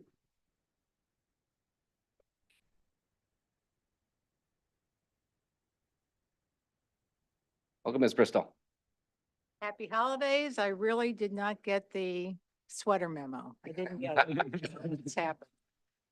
Allison Bristol, 6 Bayview Avenue.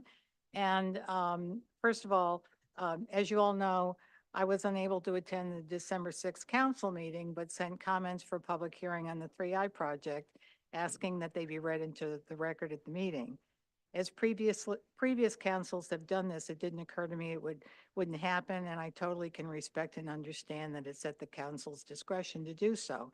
In all due respect, what I didn't expect, however, was to have my comments edited with only those considered good or worthwhile points selectively paraphrased, leaving out other points which I felt were important enough to speak up about. I would normally let sleeping dogs lie once the council has voted, but I'm a process person, and as a matter of process, found this bothersome enough to come back and make clear what I had to say. First, no one has said that 3I development isn't a most worthy and important project. Whether or not it was necessary to have taxpayers pick up 90% of the cost to serve over the next 15 years is what is questionable. As others have said, the project is inconsistent with the town's current CEA policy, which to me clearly is about infrastructure support, not to offset operating costs. The current CEA policy also states that consistent with Maine's Title 30A, it does not include purely residential development projects. If the Downs was granted its CEA to support the entire TIF district's infrastructure, then it would seemingly stand to reason that granting a second CEA for a purely residential project within the Downs is arguably inconsistent with the state statute, and again, not covering infrastructure costs, and it's taxpayer double dipping. It also begs the question, should taxpayers expect more of the same when the next affordable housing project in the Downs is brought forward? While the council has made clear it doesn't care where affordable housing is built, we should care that by allowing the Downs to dip into a second growth permit pool to satisfy the 10% affordable housing requirement in their CEA, that 10% requirement has essentially been rendered null and void. Also in my emailed comments, I provided council with the Preservation's 2021 IRS Form 990 tax return, which showed its 2021 revenue less expenses was $71 million, and the 2021 total assets less liabilities was over $250 million with a B dollars. This is a national nonprofit on very solid ground, which clearly doesn't need the $1 million provided by Scarborough taxpayers to fund this project. If the Preservation can leverage every $1,000 of support into $15,000 in financing, then surely the $200,000 grant from the Housing Authority alone, translatable into $3 million, should have been sufficient to demonstrate local support for the project. When considering affordable workforce and other CEAs to financially support developers in the future, I hope the council and the town administration will consider all that is already being asked of Scarborough taxpayers and better scrutinize whether another CEA is truly necessary. We still have a school to fund. More will be asked of us in 2024 with a now $40 million dream of a Scarborough Community Center. Plus, there is a revale looming large that will undoubtedly have a major impact on properties owners. It's not a crime to just say no. And very briefly and lastly, I would like to add that it seems to have become more and more the pattern for council to schedule public hearings as the same night as second readings and final votes. Again, with all due respect, the optics on this is that the council has already made up its mind and doesn't really care what the public has to say. Please consider this in the future. And thank you all very much for your service in 2023, and I wish you all happy and joyous holidays. Thank you very much. Thank you, Ms. Bristol. Any other public comment for something not on the agenda this evening? Welcome, Mr. Gates. Thank you. Marvin Gates, 423 Black Point Road. I'm also the principal officer of the Scarborough Alliance for Government Accountability. My subject tonight is trust, love, hate, and I'm going to do it all in 3 minutes. And I'm going to quote some of, this is a little bit of inside baseball. I'm addressing it to you, Mr. Chair. At the school board town council workshop on November 16th, reviewing the recent election, Councilor Cushing said a very small group of people spent $9,000 defeating this thing. That would be the Scarborough Alliance for Government Accountability. These are all public documents that we share. I would guess that's what he was referring to, and more power to him. At that same meeting on November 16th, Councilor John Anderson said, I agree, and I hope that some of these political action committees that choose to use certain tactics also come to the table as residents with solutions. I'm certainly willing and already doing that.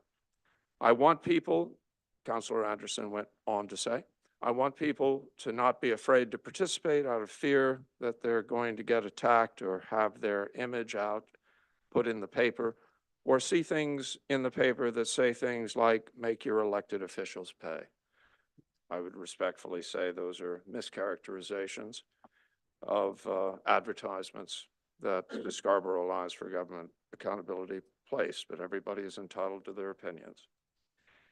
And at that same meeting, the workshop between the school board and the town council, former member Brian Maiorino, with all due respect, added, I think a lot of that, meaning not wanting people afraid, of that is due to that vitriol and that feeling that people are like, I don't want to be the subject of whatever this, I'm going to call them a hate group, because that's what I kind of seems like.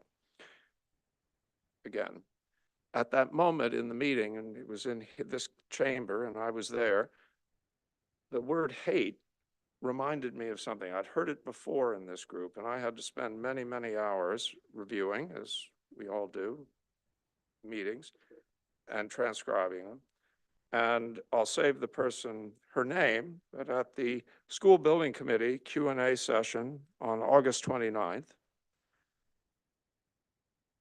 a member of the community said, I think a lot of this town, some people in the room and probably people online are using their hate to try to make this whole project fall apart. I think we're divided over the people who are leading with love for the community and the school and the future versus the animosity. And I don't know why there is so much animosity, but I am begging the people to kind of step away from that and lead with a little less hate in your decision making. And I'll summarize and finish. I see the blinking light and I appreciate these last 10, 15 seconds. That same person went on to found a ballot question committee, not a political action committee. And that was known as the Scarborough UK3 supporters. And as I reviewed their documentation, I was interested to see that one of their supporters, donors, was Councillor Jonathan Anderson, and another was Councillor Don Cushing. And can't wait to continue the conversation. Thank you very much for allowing me this time. Thank you very much, and Merry Christmas and Happy New Year. Thank you, Mr. Gates. Any other public comment for anything not on the agenda this evening? Seeing none, I'm going to close public comments. Liam, we're clear online? Okay. Next is the approval of the minutes from the December 6th, 2023 council meeting. Do I have a motion? So moved. Do I have a second? Second. Motion and a second. Any discussion? All in There favor? was an error.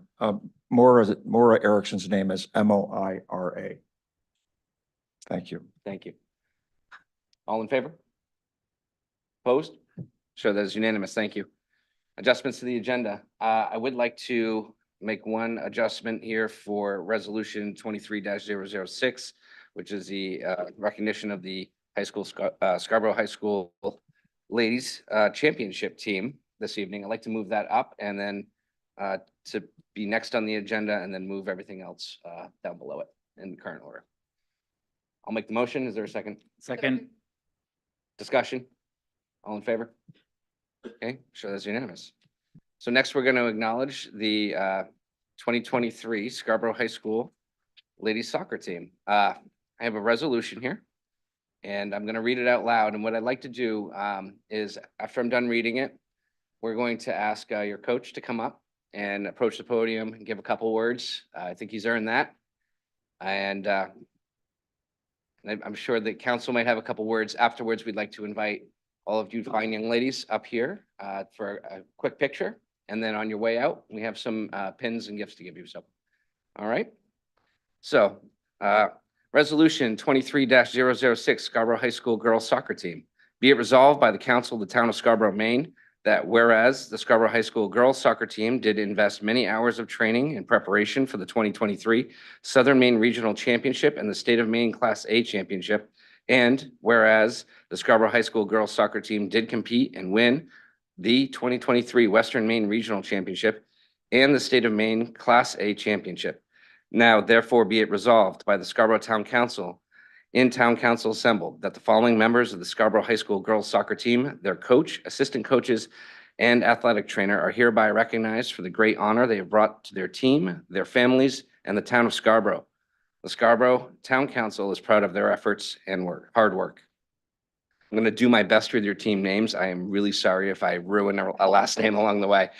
All right, for our team members, we have freshmen Margaret Booth and Vera DeSoto. Sophomores, we have Shay Charsky, Peyton Crosby, Paige Garlock, Hope Melveski, Kate Mokriski, Abigail Rushquina. Please correct me on that one. How did you say that? I gotta know. Reskina, all right, thank you.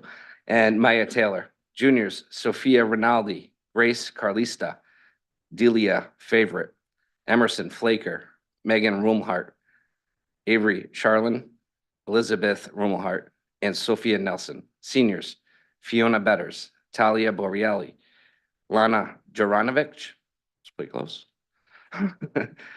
Sarah LaFarve, Sasha Ouellette, Natalie Ryan, Avery Pettingill, Sanibel Shinners, and Bailey Stoddard Bowman. Head coach, Michael Farley. Assistant coaches, Doug Bennett, Hadley Scott, and Jill Deering. Athletic trainer was Tom Spencer. This order was signed and dated on the 20th day of December, 2023 on behalf of the Scarborough Town Council and the town manager of Scarborough, Maine. Thank you very much.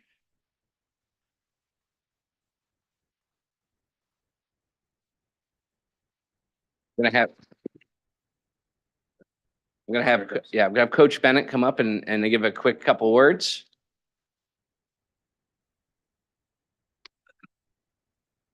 Coach, I've got a timer here, Coach. Oh, no, I was told I wasn't going to speak, and they all know what happens when I don't know what I'm going to say and I have to improv. The timer is going, holy cow. No, turn that thing off. I'm going to ignore it for sure. So, first of all, on behalf of our entire soccer team and soccer program, I'd like to thank you guys for recognizing us. Absolutely is an honor, and you can tell by how many girls show up tonight on a school night when I'm sure many of them have other athletic practices or games and a score to do that they took the time to show up tonight to be part of this process 6 weeks or so after the season has ended. So it tells you how dedicated they are. And I'm so excited to see some of our future players here as well. This is fantastic. Come on.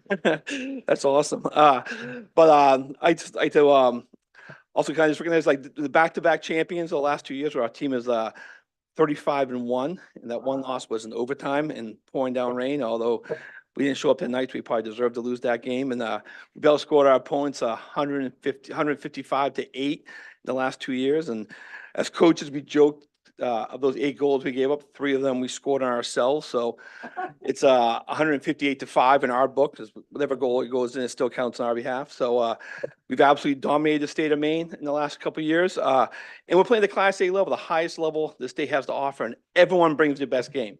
Right, when they see Scarborough on the schedule, they circle Scarborough and they bring it absolutely. And so these girls that show up and play their best because everybody else is playing their best against us, and they absolutely have.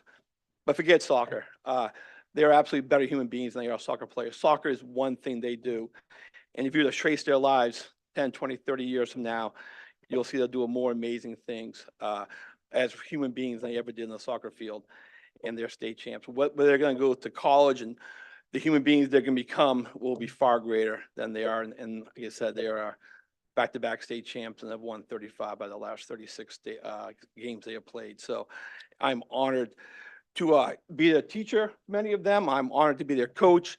And I can't wait to have the alumni games coming up. So some of you seniors, make sure you come back ready to play, stay in shape, because I'm sure people will be coming after you in the alumni games. And it's an absolute honor to be a coach in this town. So thank you very much. I'm counting down 40 seconds here, 38, soon as more I can talk. But all kidding aside, so thank you very much on behalf of everybody. And thank you, girls, once again. It's you guys are amazing, and you make my dreams come true being your coach every year and being able to do this. So thank you very, very much. So, and that is the shortest speech I ever made in my life. So thank you very much. So, anyway, 33 seconds to go.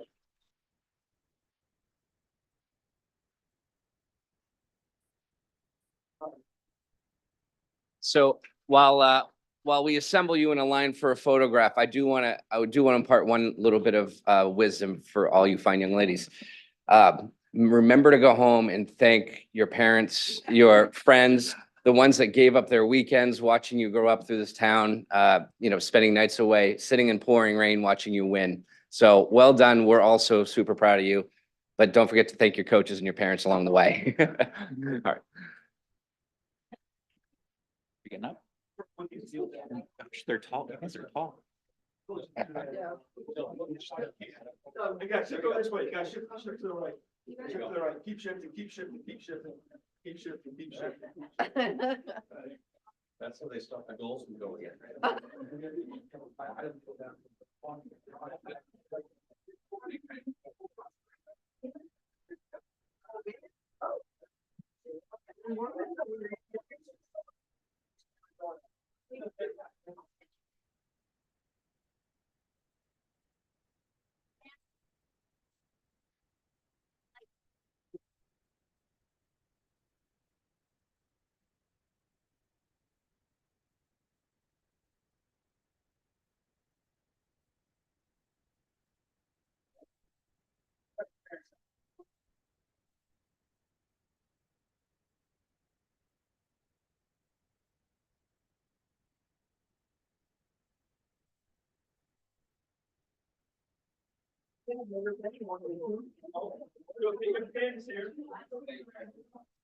Triple for framing.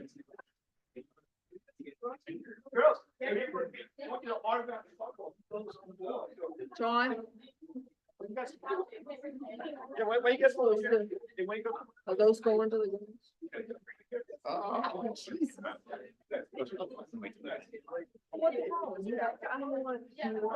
Yeah, that's why I signed it for you. Speak it, say it in Chinese. All right.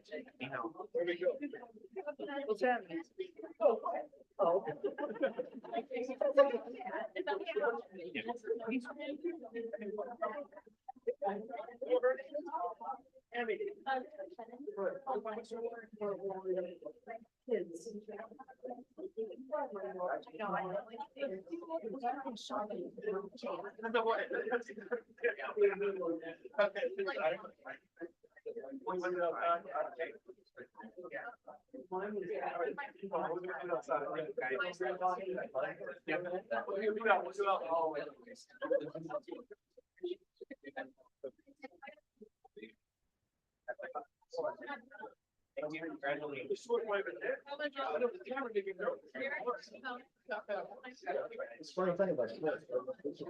yeah, because.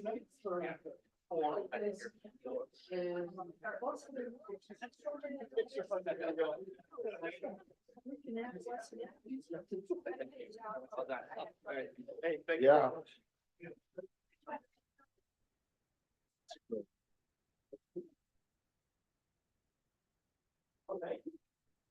Yeah. Yeah, exactly. Doug, get the resolution.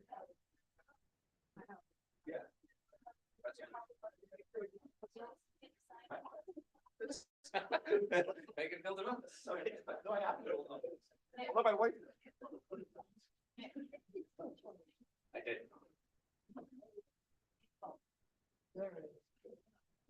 All right, thank you. Vote on that. Oh, yes. So is there a motion to pass the resolution? So moved. Is there a second? Second. Any discussion? Nope. No, I would say we're all just super proud. Yeah, no kidding. All in favor? All opposed? Sure, that's unanimous. Thank you very much. All right, back to the regular agenda. We have items to be signed, which was the treasurer's warrants. I did that earlier this evening. Town manager report, item number 8. Thank you, Mr. Chairman. A few quick updates. I did add a couple of additional items. I think what we will share includes them. First, on the school building project, I'm aware that the Board of Education and school leadership is in the process of kind of finding a new path forward that includes reconstituting a new building committee. Not exactly sure what the timeline is. I think there'll be an open process, as I understand it, inviting interested residents to be part of that process going forward. Beyond that, I believe the BOE has identified funding for a survey. This is something that was talked about in your joint meeting. And I talked to the school board chair this morning, who's expressed interest in getting that conversation started. So I'll be working with town staff and school staff to pursue that a bit further.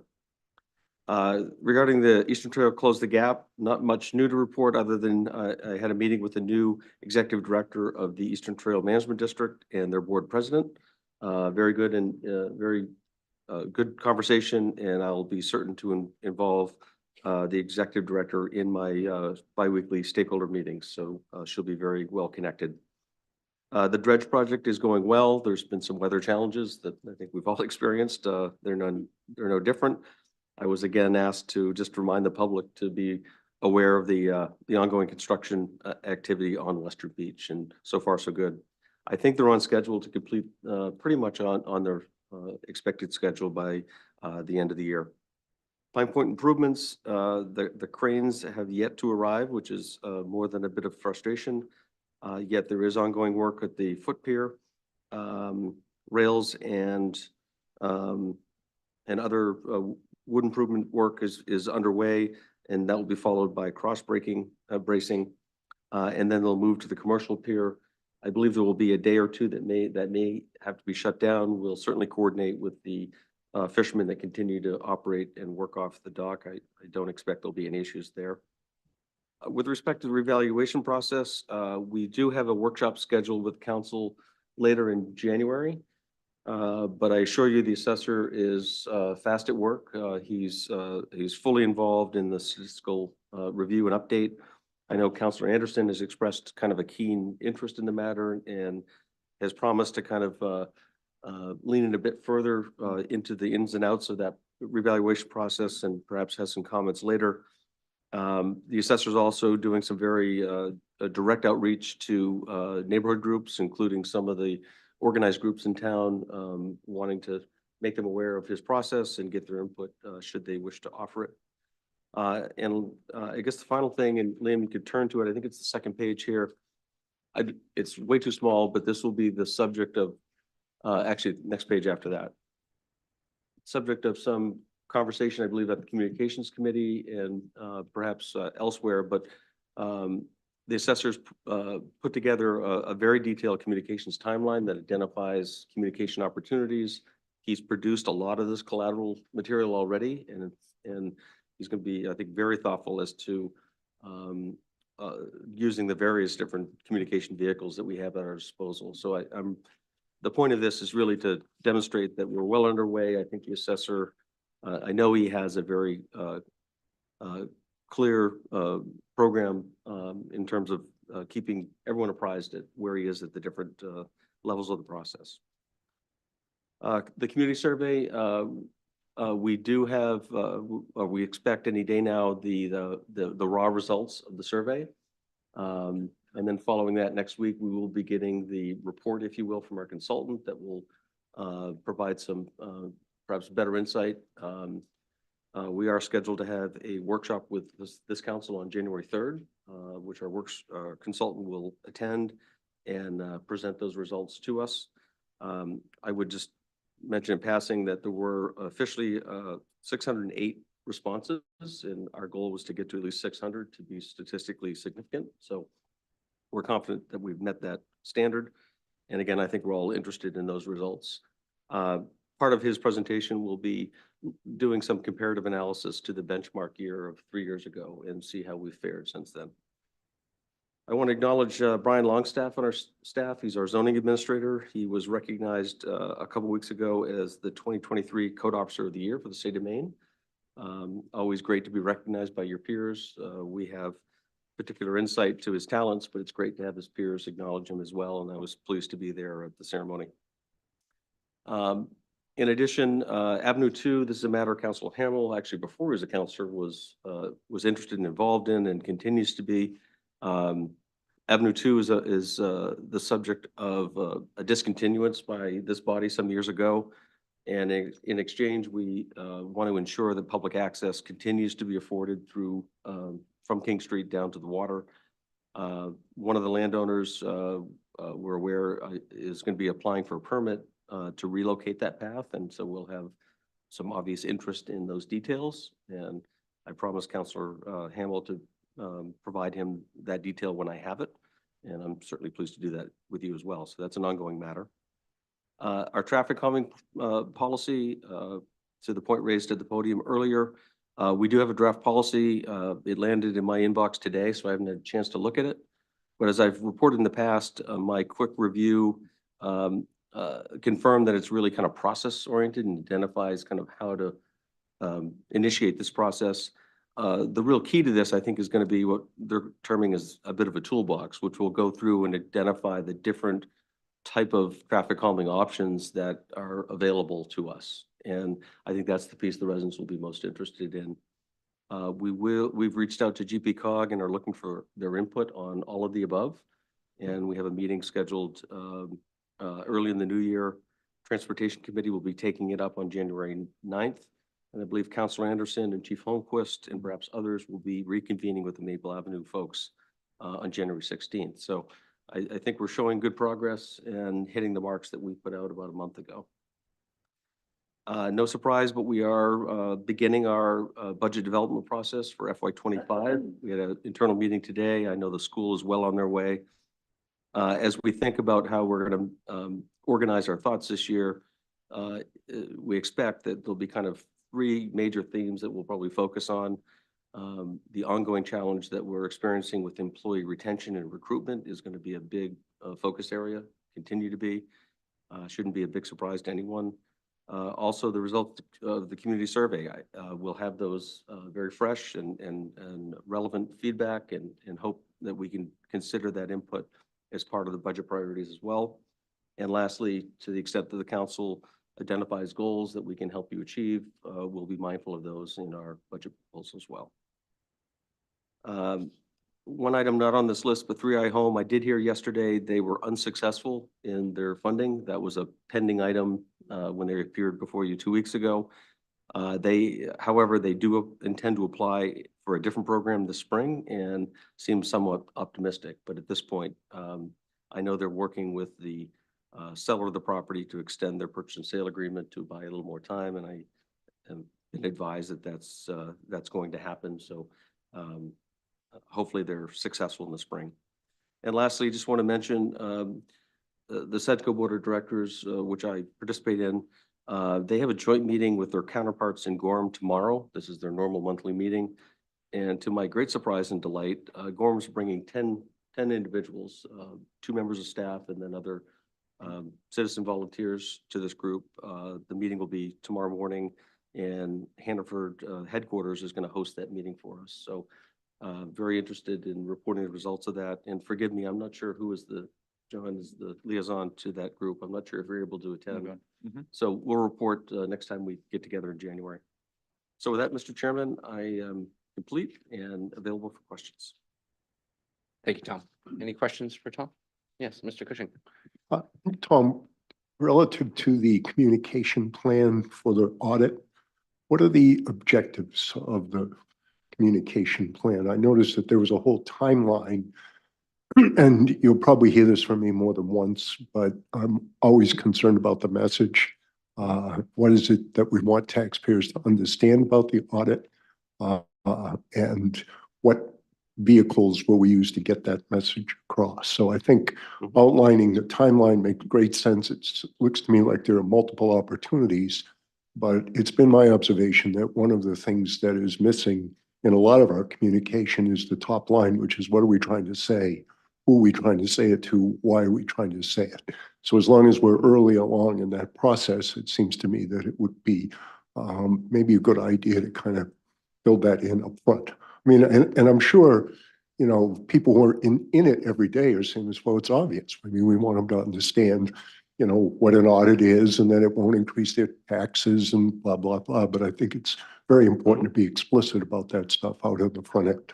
Yeah, you mentioned audit. I think you're referring to a reevaluation. Oh, I'm sorry. Yeah. Right. Essentially, I think it's going to mature over a 3 or 4 month period. Initially, it's about why we're doing this in the first place. And then I think it's some details of kind of the mechanics of what we're doing.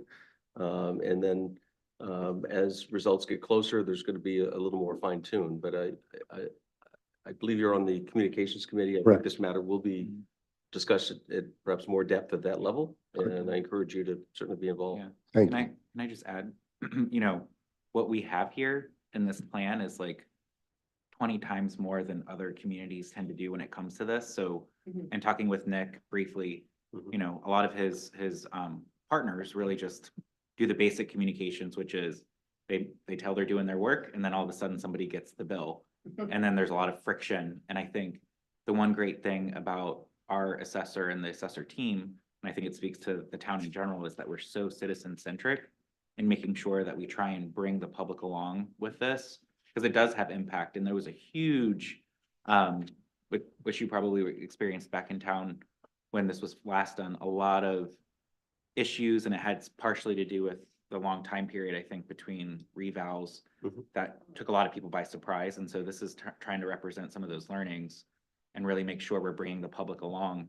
The one thing I think about this plan that's really notable is how early we're trying to get the results to residents so that they have that opportunity to come to Nick's office, ask questions, contest anything that they might have issues with, which a lot of communities I don't think give as much time as we do.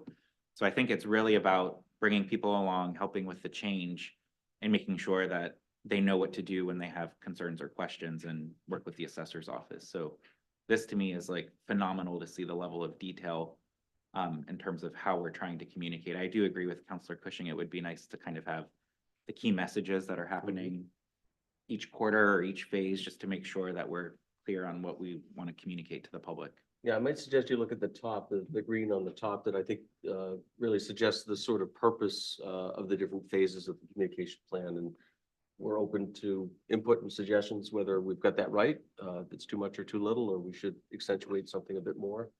But the intent is obvious. We just want to do everything that we can to make people aware we're doing this and why we're doing it, and then give them ample time to react to final results. Thank you. Any other questions for Tom? Okay, great. So we're going to move on to our business here, order number 23-131.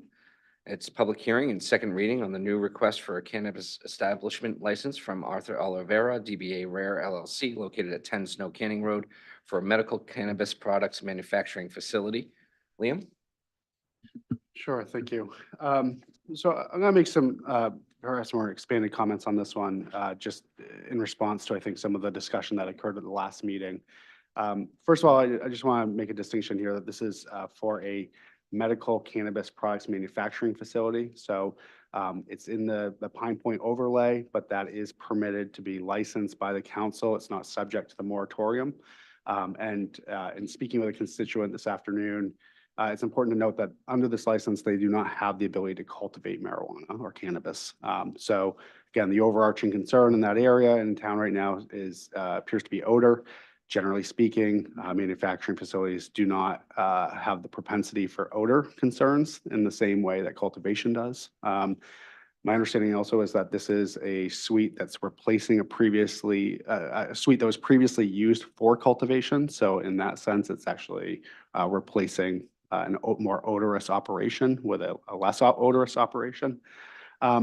Also, again, conversation I had with a constituent who lives in the abutting neighborhood to Snow Canning Road. Today, I asked generally how things were going. They thought that there was a slight decrease in odor concern. I believe I'm characterizing that correctly from where we were last year, around the February timeframe. And really just wanted to impress upon the council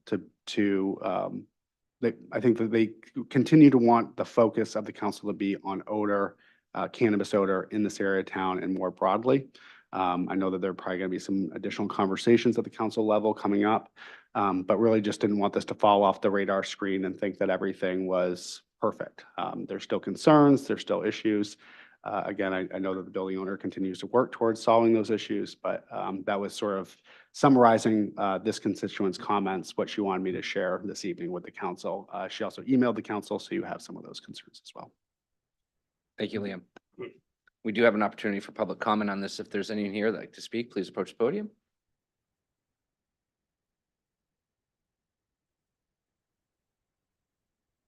Welcome.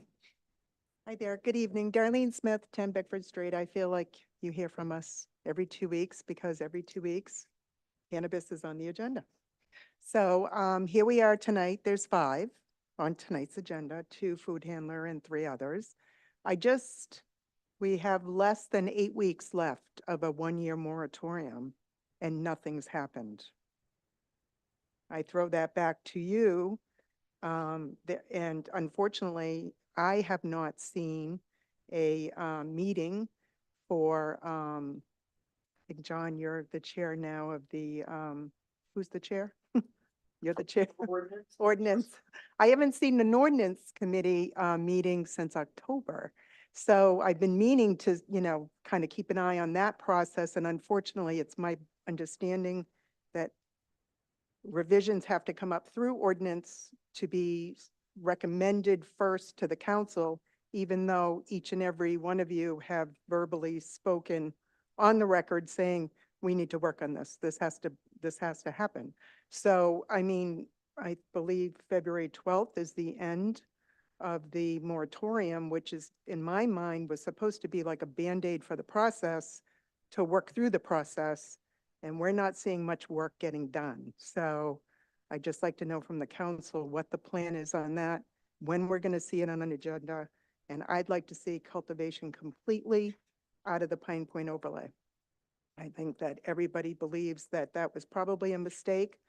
I guess if there's a sunny side, to hear Liam say that this is going in a suite that was previously cultivation and it's going to be non-odorous. I mean, that's all we've wanted from the beginning, is to have good neighbors, to run their businesses properly and not even know they're there. So that's a good sign. So nothing against this particular, this one. I just want to point out that, again, here we are 2 weeks later saying rubber stamping it, because if the person's done all their due diligence, it's going to get rubber stamped to go through again. So thank you. Thank you, Ms. Smith. Any other public comment? Anything online, Liam?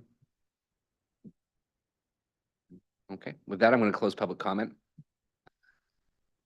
Turn over to this for council. Do we have a motion? So moved. Second.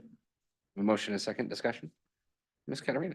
Yeah, I just wanted to let you know that there will be an ordinance meeting on the second Wednesday of January, which I believe is January 10th. It's my understanding, I'm looking at the chair, that there was a meeting with the attorneys. It's tomorrow. It's tomorrow. Okay, so that's what we're waiting on. So we haven't forgotten you. All right. I'll just add to the discussion, the patience of Job is all I'm going to say. We Yeah. appreciate it. Government doesn't move fast. That's somewhat by design and also a source of frustration at times. So appreciate it. Any other discussion?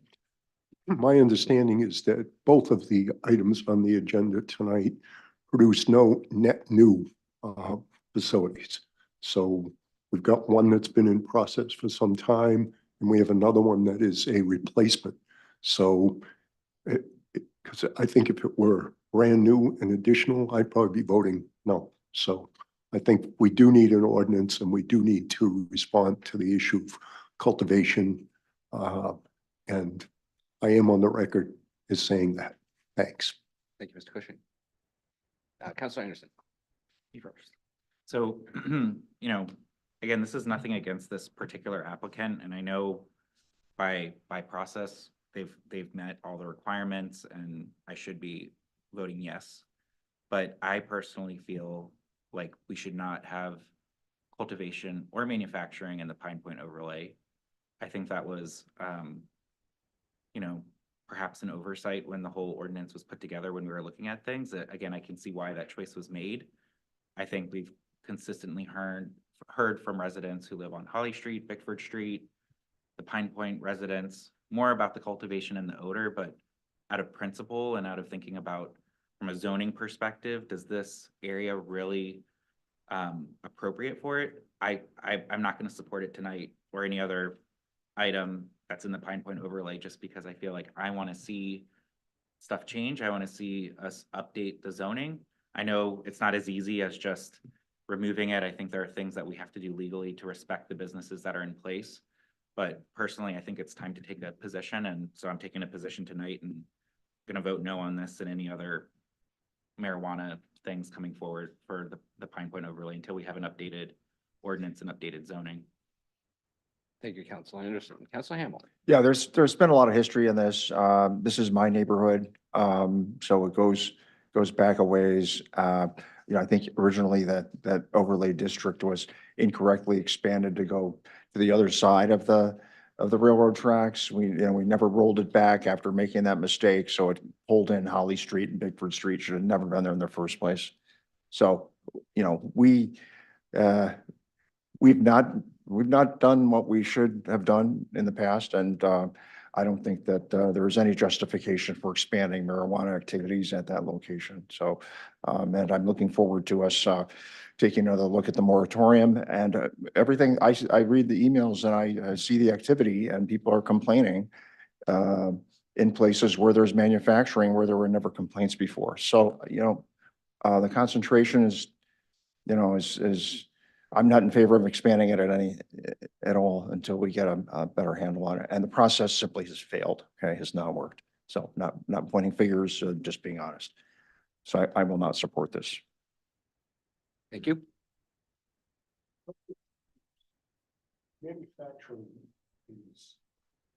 Manufacturing is not contributing to the odor problem, as I understand it. Is that correct, Cleo? I would agree with that statement. I'm not aware of any manufacturing facility that emits odor to the same volume and intensity of a cultivation operation. Right. So replacing cultivation with manufacturing in that area would be a net improvement. Is that correct? I would agree with that statement, and with regard to odor, that yes, I would agree with that statement. Okay, so with all due respect, I would have to disagree with my colleagues up here that we do need to get this ordinance straight, but I don't think, that the public needs to sort of be able to rely on some consistency in government. This does serve our purposes, which is it trades out cultivation for manufacturing, and it's not a net new facility.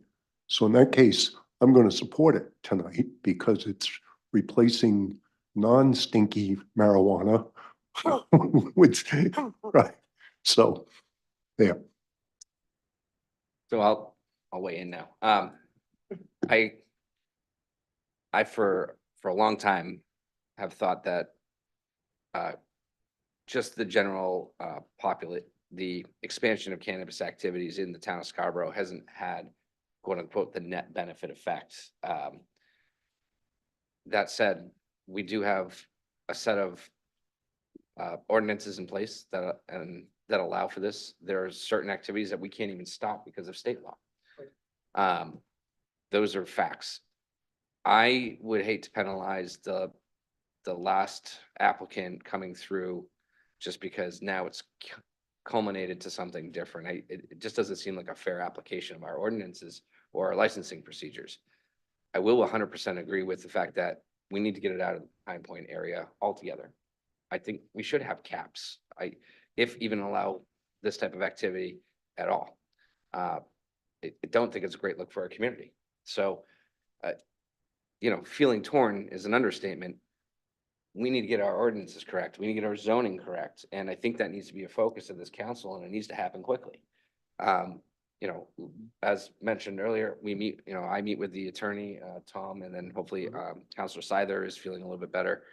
But to really kind of look at what really legally, what our next steps can be, and what our options are. So I'm fully on board with rectifying a situation that's been going on in town for far too long. But I also don't feel like I should be applying any of our current ordinances any differently for this applicant versus any other applicant. And that's for better, for worse. I want my government to be fair to me. And that's kind of an underlying principle for me. As a citizen, do I want my government to take the steps to correct what I see as a growing problem area? I do want my government to take those steps. So that's on us. So let's make that a focus. That's on us. Just if I could, just to underscore that point, in the context of a regulatory and licensed environment, in this context, we also have land use at the heart of it.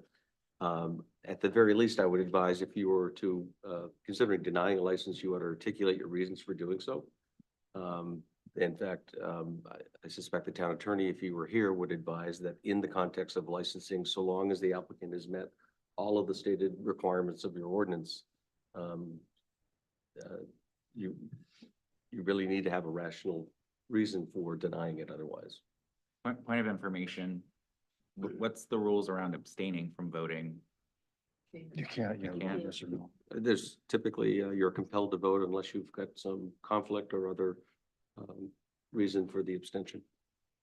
I want to say one thing. So there were statements to the effect that there's proof that manufacturing does not produce any odor. Okay, you have to prove a negative. That's what I heard. Correct me, Liam, if I misunderstood your statement. My understanding from the manufacturing operations that we have, whether it's, there's really three main types of manufacturing. There's the manufacturing of food, which would be baked goods or other edible products.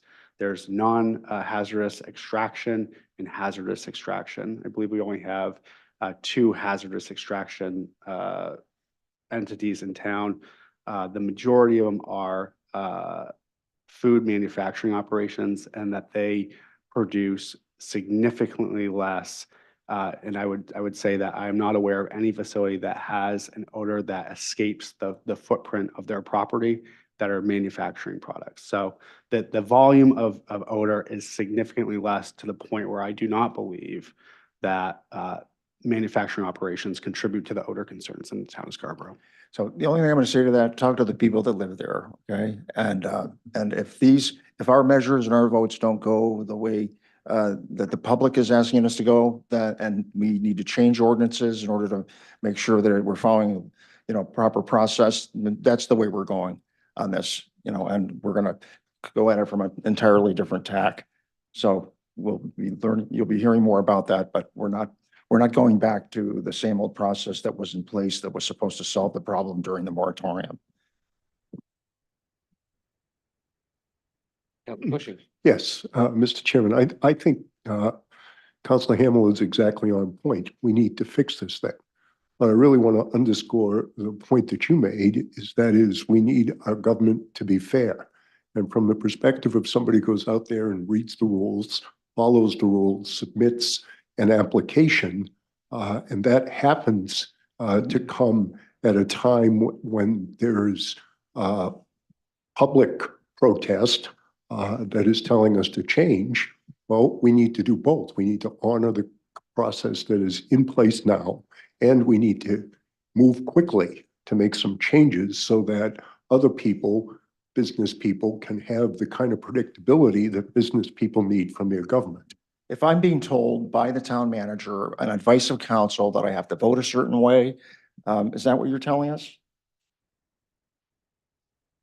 I would never do that. I'm just saying That's all I need to know. Thank you. I was simply providing advice to the body that in this context, I would advise that you articulate your rationale for your vote. Thank you. Yeah. Duly noted. Well, I just want to comment on the fairness perspective, because while I agree it's our responsibility to be fair, as much as we've heard from residents about their complaints, where is the fairness to them? And again, that's my point is, you know, we're here to represent the public, and I agree, we do need to act on it. For me, I just can't in good conscience knowing that I feel like this body is moving towards a process to where we're hoping to pull marijuana out of Pine Point potentially for zoning, especially given the feedback we've heard, and continue to just approve. So, but I also agree that, you know, we have processes, we have ordinances. So I will vote yes with that in mind. However, I do want to urge that we do move this quickly and decisively. You know, understand from the attorneys what we can do to make it so that we can, in my opinion, have a plan in place that eventually removes marijuana from there. I don't think we can, from my recollection from some of our earlier conversations with the attorney when Councilor Hamel and I met with them, it's not a simple process. It's not a quick process. It's going to take time. And so for me, we're stacking the deck the longer we wait to do this, and I just want to make sure, again, we act swiftly. I think swift is the name of the game here, and making sure that we have quick activity. And so I'm hoping that whatever comes out of the call, it sounds like is happening tomorrow, it's something that ordinance can swiftly act on in their January meeting so that we can have something real that we can respond to before the moratorium ends. Yeah. If I could just provide a bit of background and context.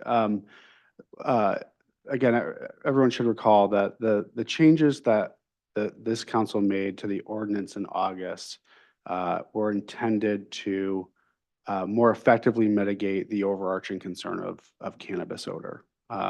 It would appear to me, based on the ongoing public comments, that problem has not been fixed or solved or perfected. And so I think what I'm hearing is that well-intentioned, it hasn't produced the desired outcome. Therefore, we go back to the council, proverbial council and committees, go back to the drawing board to look at how they do solve this underlying issue of odor. And so I just offer that because there were tangible steps this body took to address the issue. It seems to me that it hasn't done it to the satisfaction of the residents and the butters and perhaps many of the counselors. So it's appropriate to go back and look at the issue, but I think it was well-intentioned. I think it was steps to move forward. Now we have a basis of information and experience over the last 3-4 months to say that we're not where we still need to be and would like to be. But I don't think that should be lost on this body, that there weren't actions taken. And now we have more evidence and data to suggest next steps and inform the next steps. Yeah. And I just want to be clear, I don't think there's an issue with the ordinance or the steps that were taken and the policies we put into place. To me, this has become more of a land use question of should marijuana, period, cultivation or manufacturing be allowed in the Pine Point overlay? To me, just the answer is no, and I don't know what the rest of the council feels, and I think that's the important part of the process we need to work through. So again, I don't want to say that it has anything to do with the policy that we put into place. It's more of a land use issue for me personally. It's not the steps we're doing to track things and how we're monitoring the odoring. Any further discussion? All right, seeing none, I'm going to call the vote. And actually, before I call the vote real quick, just Tody, housekeeping on the agenda here. There's a first reading and a vote from the first reading. It says vote 7 yeas, 1 nay. That would be 8 counselors. We're going to remaths that. All right, so I'll call the vote. I'll do a roll call. Yay. Counselor Shu? Yes. Counselor Katarina? Yes. Counselor Hamel? No. Counselor Anderson? Yes. Chairman McGee? Yes, Motion passes. thank you. Next item tonight is the order number 23-138. Public hearing and action on the following renewal requests for manufactured housing communities and licenses. Name Pinecrest Manufactured Housing Community, Teresa DeFoss, Tina Marie Smith, and Hillcrest Manufactured Housing, Teresa DeFoss. Both addressed at 126 US Route 1. And Tody. Yes, these are annual renewal requests for these licenses. With the process, we do send a request to the zoning administrator, who submitted a memo indicating some issues that he had found with Pinecrest and Hillcrest Manufacturing. The planning director, who's here this evening, did meet with the applicant and worked out a resolution, which the memo is in your packet. And if you have questions, she's here to answer any questions. Thank you, Tody. We do have opportunity for public comment. Anyone that'd like to speak on this topic, please approach the podium. Seeing none, I'm going to close public comment. Turn it over to the council. Is there a motion? So moved. Motion, is there a second? Second. Motion is second. Discussion. Yes. Counselor Katarina. Yeah, I'm glad that we were able to get the Pinecrest and Hillcrest manufactured housing communities to follow the rules. I know, and they have a history of kind of pushing it. So I will be voting yes on this, and I'm looking forward to, a good and improved relationship between the owners and the planning department so that things get done when they're supposed to get done. Thank you. Any other council comments? All right, seeing none, I'll call the vote. All in favor? Opposed? Sure that is unanimous. Thank you. Next item this evening is order number 23139. Public hearing and action on a request for a food handler's license, Tucker Noise DBA KTK Noise Cultivation LLC located at 154B Pleasant Hill Road, and Michael Shannon DBA Shannon's Best Buds located at 15 Holly Street, number 205B. Tony. I'll take these. So again, these are any cannabis manufacturing business that's producing edible is required to have a food handler's license. Just a quick footnote on both of these items, KTK Noise Cultivation LLC. That manufacturing license is, they're actually just packaging. They're not even baking or extracting or making anything. They're just taking product and putting it in individual bags for resale. But OCP, the Office of Cannabis Policy, requires them to have a manufacturing license. So therefore, we require them to have a manufacturing license. And then the Shannon's Best Buds, that is a proposed acquisition of a currently licensed manufacturing facility at Holly Street. Again, because they are going to be handling edible items where we require them to have a food handler's license. And that's the license that appears for first reading. Again, that's replacing an existing licensed manufacturing facility. Thank you, Liam. I have an opportunity for public comment. If anyone would like to speak on these, please approach the podium.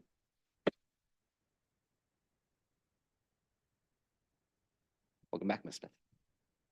Darlene Smith, 10 Bickford Street. I apologize for my second, for coming up. To my knowledge, best of my knowledge, Shannon's Best Buds has not been located at 15 Holly Street. This is indeed a new location. They've always been down at 10 Snow Canning, 10 or 20.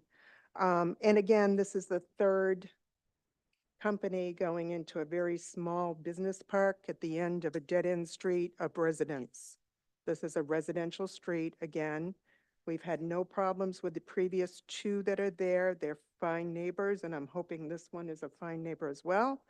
I do want to remind the council that when we did the Holly Street, when they were approved by the council, there was a provision that they had to come before the council in 1 year to ensure that there's been no neighborhood issues. So I'd like that to be added if possible, because we know it's going to go through. So thank you. Point of information. We're in public comment. right Okay, now. you're not doing public comment. Sorry. Any other public comment on this?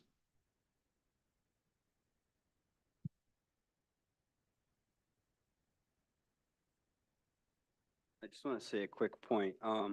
Seeing the girls come up here, being in their shoes not long ago, trying to make a great impact for our community. My mom has had cancer. My aunt has glaucoma.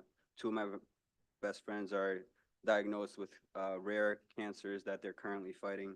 So being able to see them use non-pharmaceuticals, plant-based medicine to help their pain has been a tremendous thing that I've seen myself. I actually get a little emotional because we don't know how long we're going to have with them. But being off pharmaceuticals and being on plant-based medicine has been tremendous for their mental health and physical health. So I just want to put that out there. I have nothing to do with this facility or cultivation or anything like that, but just wanted to make sure that the public knows that this is a positive impact that we're trying to make to the community. We're trying to provide medicine that's not pharmaceutical based. As we know, a lot of pharmaceutical companies in the early 2000s targeted Maine and Vermont and stuff like that, rural communities. So being able to see a positive net impact just from a medicinal standpoint is it's a good thing to see in society. So I just wanted to make that point. So I appreciate everybody's time. Can we just get your name and address for the record? Oh yeah, Arthur Oliveira, 10 Snow Canning Road. Thank you.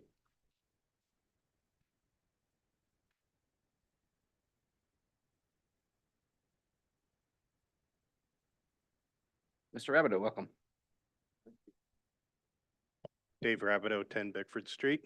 Scarborough. I appreciate that comment, and to some degree, I absolutely agree with you.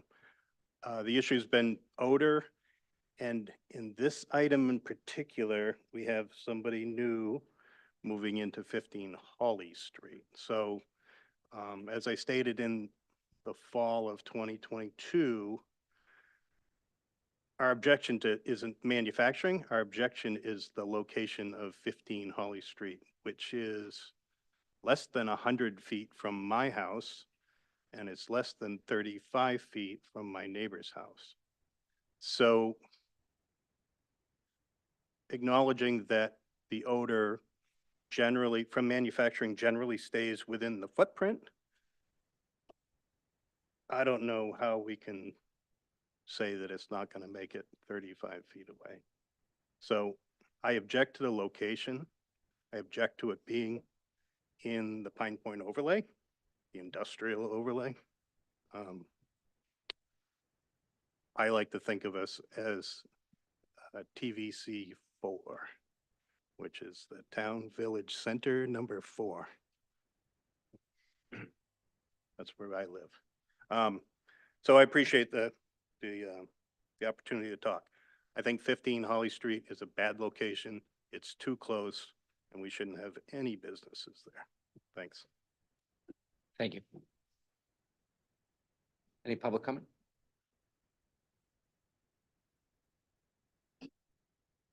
Sorry, Liam, you have somebody online? No, I want to respond to the first. All right. Seeing no public comment, I'll close public comment, and I have a quick point of order from Don. Point of information. Point of So, information. my question is, why are these two things combined in a single action when they are in fact are they two different locations for the same license, or are they two separate applications? We've combined food handlers licenses before, no matter, and they've been at different locations. So- Two independent, They're two different indi- operations. Correct. So I'd like to propose a revision to the motion. Bifurcation type of? Yes, thank you. That was the word I was searching for. Yeah, so we're gonna need a motion first. No. Needs Uh, to be moved. I'd like to make a motion that we divide the main motion It has been moved. as amended. Thank you. I'm never usually short of words, but I am. But thanks for all the help. So we've got a motion to separate the two businesses and take them up independently. Is that correct? Thank you. You still need the main motion on the floor. Okay. In order to divide it. Thank you. Put the main motion on the floor. And I seconded. Now you can. Now you. Thank you. I'd like to make a motion to divide the main motion. Vote on the motion as proposed. Is there a second to that? I'll second for discussion. Thank you. All right, so now we're into discussion of whether we should separate these two. Yes, Ms. Katarina. Yeah, I don't see any need to separate that.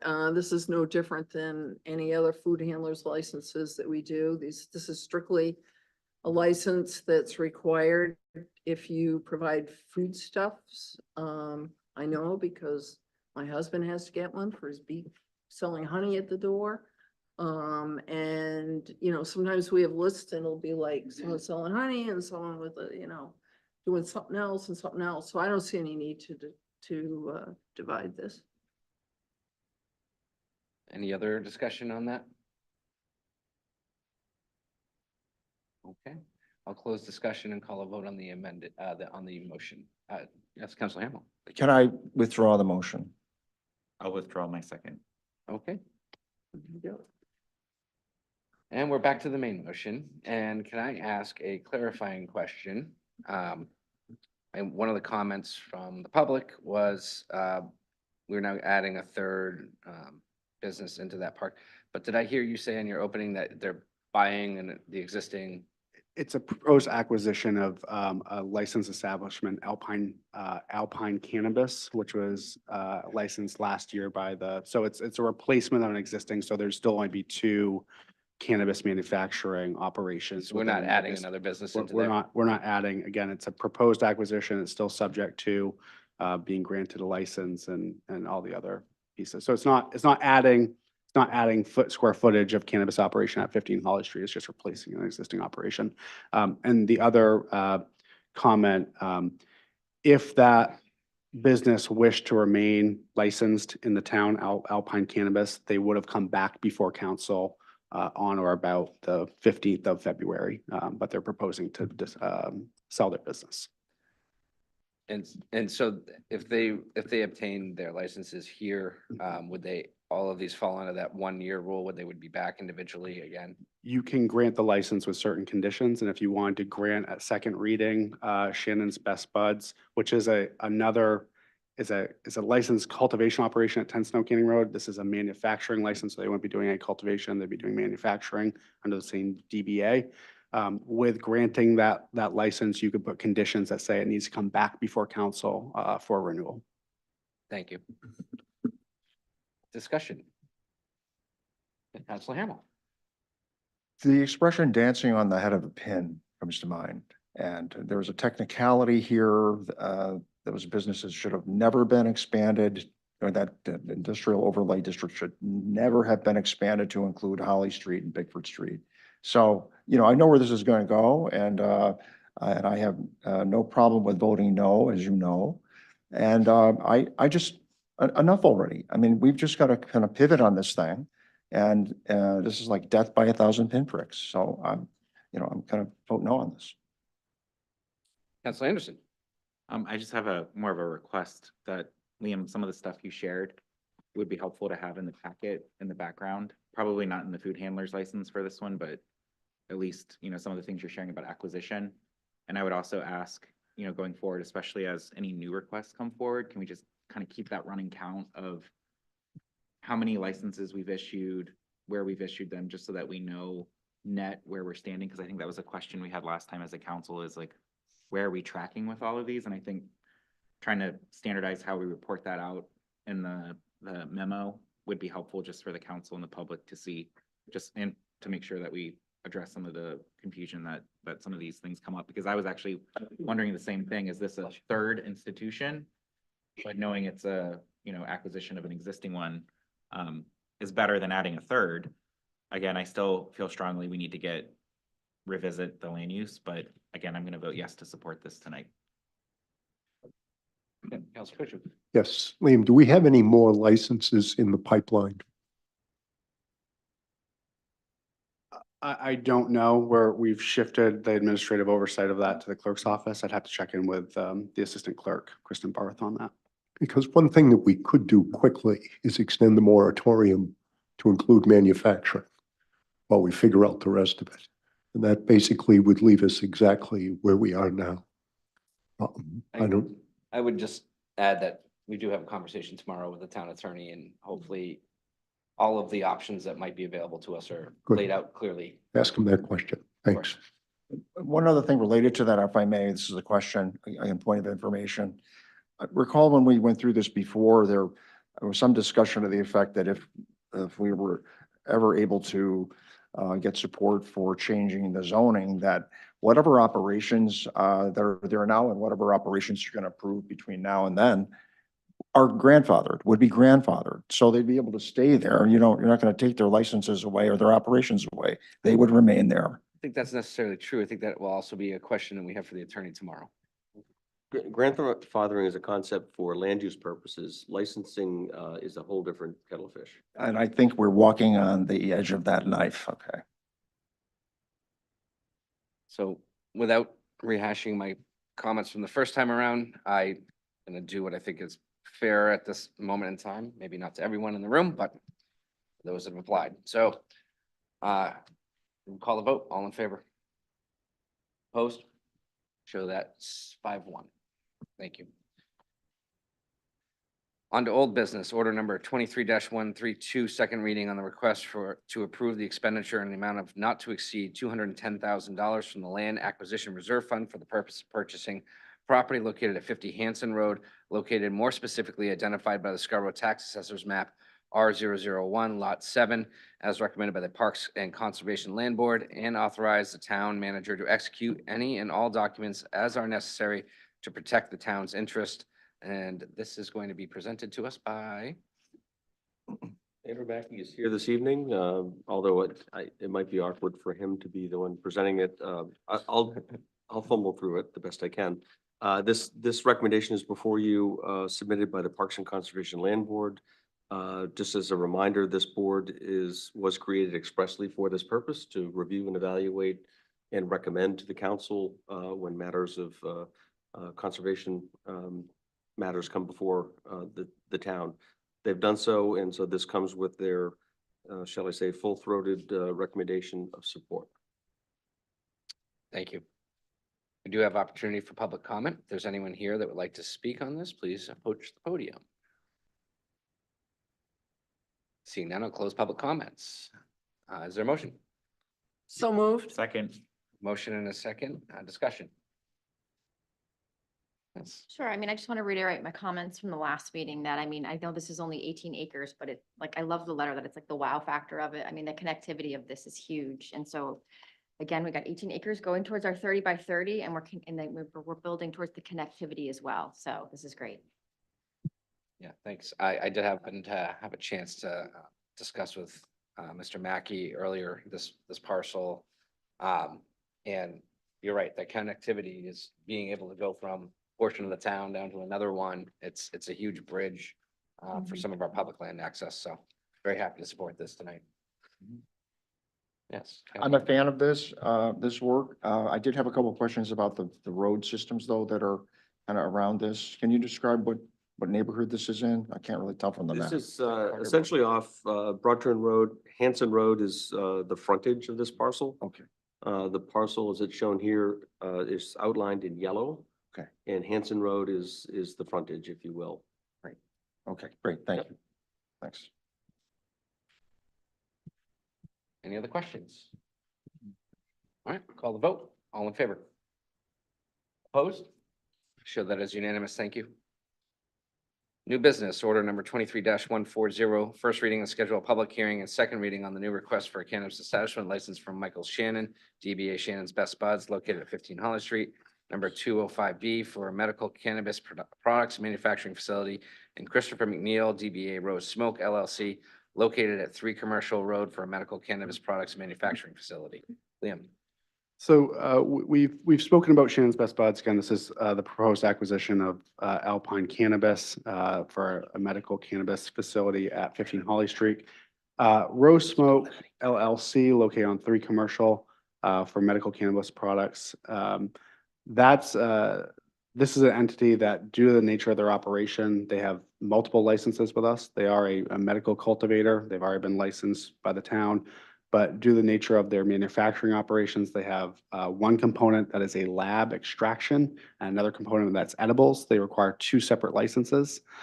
So they're already licensed as a manufacturing entity in the town, but due to the OCP, again, Office of Cannabis Policy Regulations, they're required to obtain a separate license under the town. Thank you. And we have an opportunity for public comment. If anyone would like to speak, please approach podium.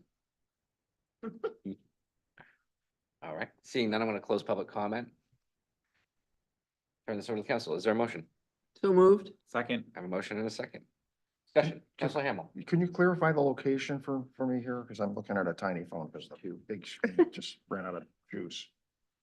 Sure. The first one is 15 Holly Street, the one that was previously, we just had the discussion on the food handler's license required. And then the other one is 3 Commercial Road, which is off of Pleasant Hill Road. Sorry, where is it? Off of Pleasant Hill Road. Industrial. And again, these are lumped together rather than voting them separately. We always do that. I mean, this is what we've done in the past. We've Yeah. never separated them out. Well, let's try to make it easier on somebody, but frankly, we're hearing more complaints about odor, and I know manufacturing and, all these other explanations, those processes don't emit any odors according to the expert, but we're just seeing more complaints. People are writing to us and complaining about it. So that's the number one source of information for me. So, and I typically try to, independently verify it, but not in all cases, but I try to listen to what people are saying. So I'm not going to support this. Tony. the town manager and I are having a memory lapse. Did we have a motion in a second on this?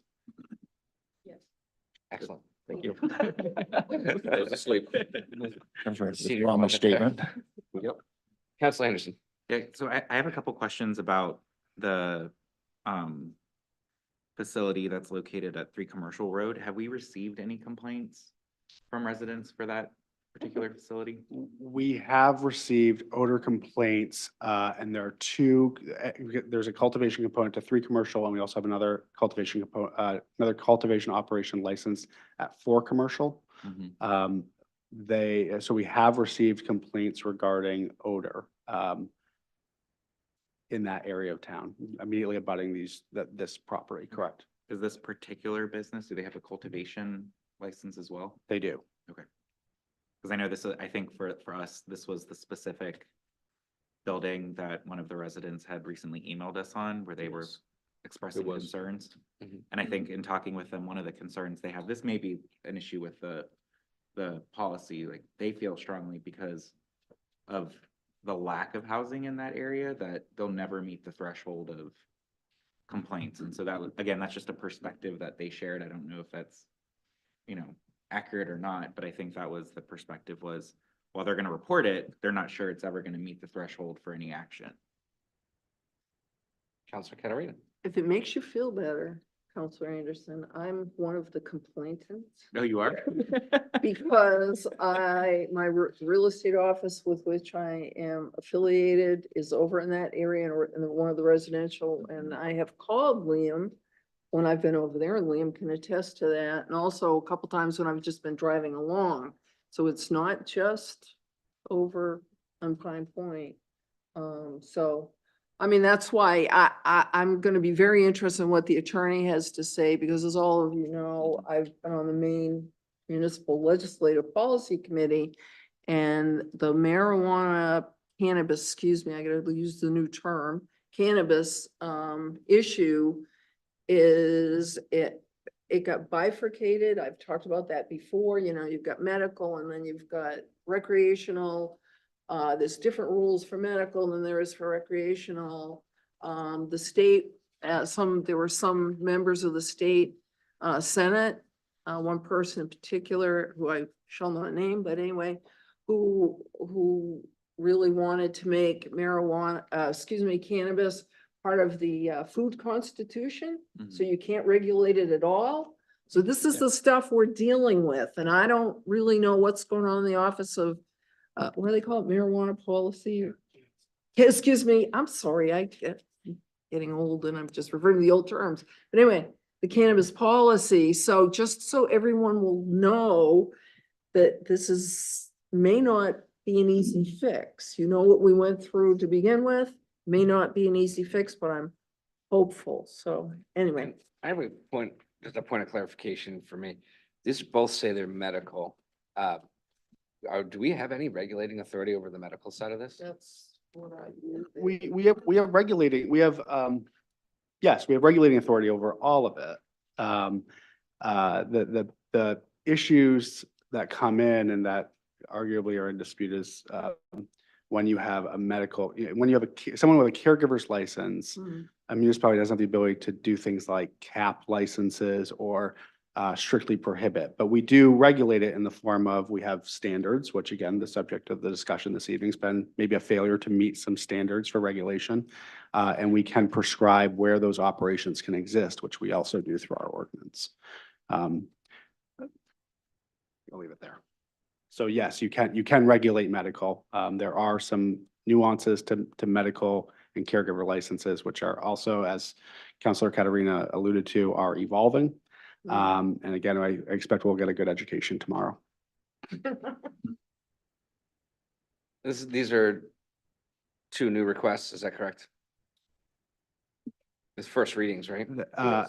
Yes, yes, they're first readings for licenses that are required. Again, there's even that question's a bit nuanced in that, again, Shin's Best Buds is proposing to occupy an existing licensed space, and Rose Smoke has a manufacturing license under the town currently. They just require an additional medical manufacturing license by virtue of having multiple manufacturing operations. OCP differentiates between those operations, extraction and edibles manufacturing. We do not. We have a broad manufacturing definition, but when they come forward and need local authorization, we require them to obtain a secondary license. It's all very straightforward. Can I amend my chart request that I have for these where it's like, again, what I'm interested in, and like, it's not just the number of licenses to that point, but it's like, how many entities are we licensing? Because I think that's, to me, like what I think we're trying to get a grapple on. And it sounds like there's so many nuances and what gets a license and when you transfer a license or so. To me, it's about understanding like the true, like how many businesses are operating with a license or licenses in Scarborough. So here's an anecdotal example. On one facility, it's one building that has two businesses that require two licenses each.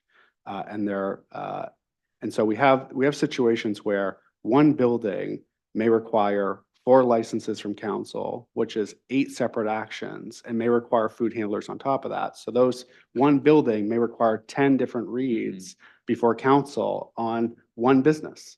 We don't have widespread business licensing here in Scarborough. It is somewhat unique. Again, I'm not saying that any of this other discussion isn't perfectly appropriate and there are some real challenges here, but the amount of attention this industry gets is somewhat unique. And I'm not saying it's right or wrong, it's just a point of observation.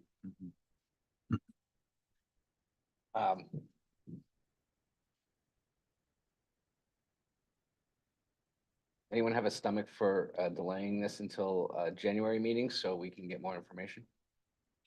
Be easier than bifurcating it. It's already bifurcated.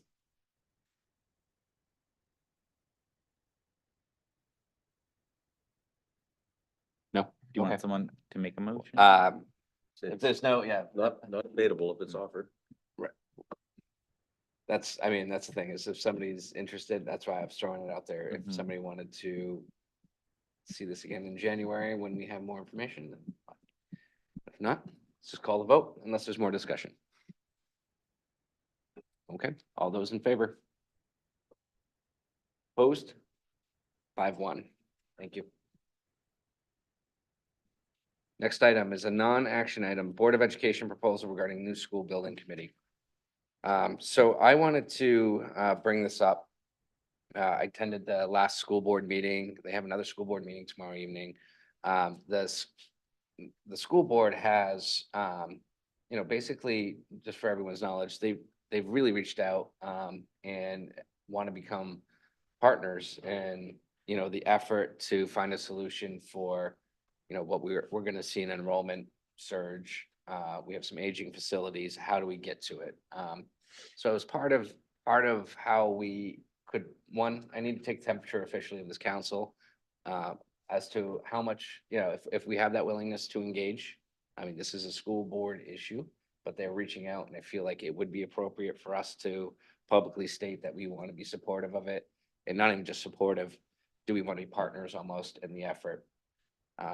So that's one of the first things I wanted to take up. The second thing is they have a building committee charge. Now, if we say, yes, we're interested, we're gonna link hands and we're gonna do this together. What is our influence and how do we craft this partnership? What are the ground rules? How do we make this go forward? So those are the two big things that we really need to start to filter out. What I asked to be included in the packet here was a draft that came through the last school board meeting.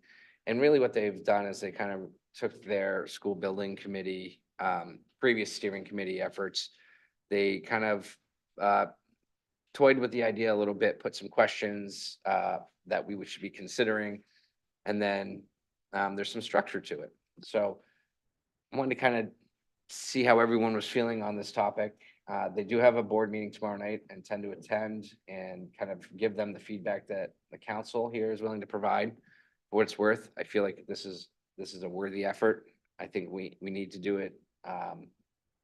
And I also think that it is worth discussing if we do this, what does that steering committee and the building committee look like? And who are members, who are not, or voting members. So this is big decisions. more than happy to work through a workshop if that's the direction, but I do need some general sentiment from this council that I can bring to the school board, either show, expressing our desire to make this happen, or wait till they have another proposal for us to put through the paces. So feel free to jump in when you're ready. Councilor Anderson. So I'm super supportive of the notion that we work on this in a partnership.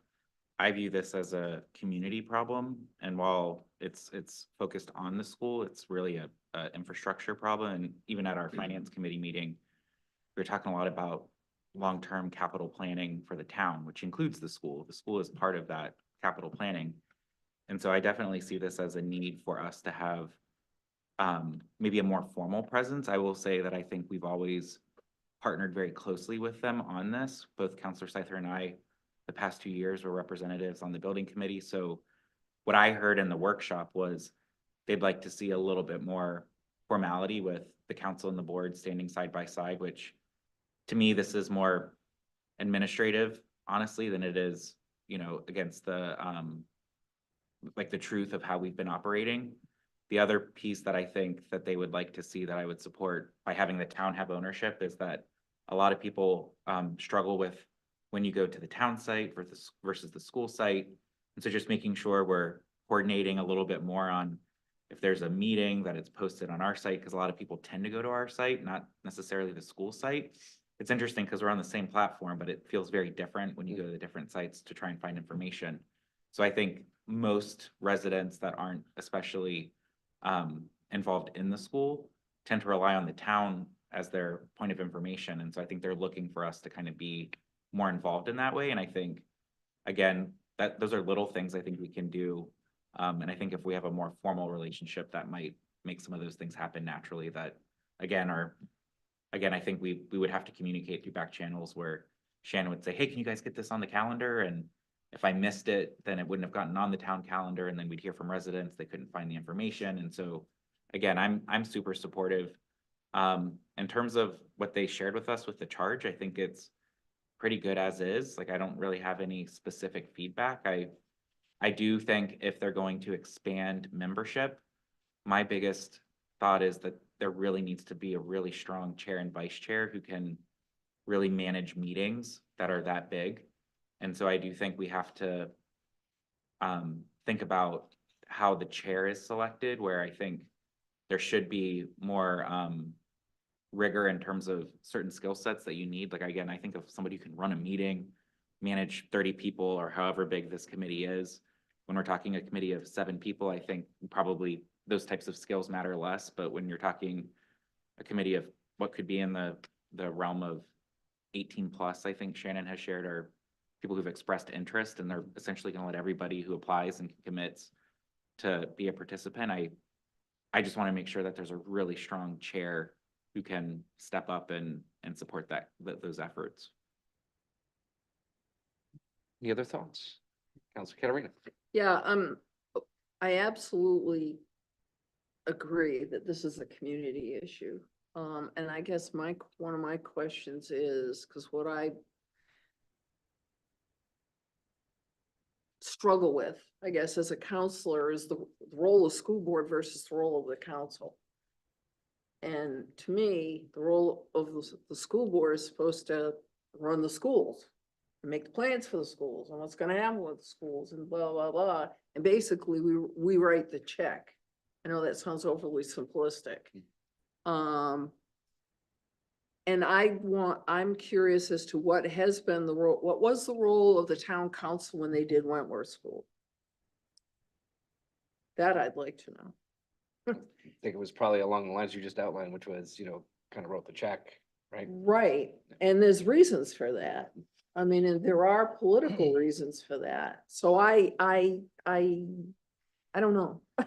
Well, can I just add though, I think part of the issue was Wentworth failed 4 times.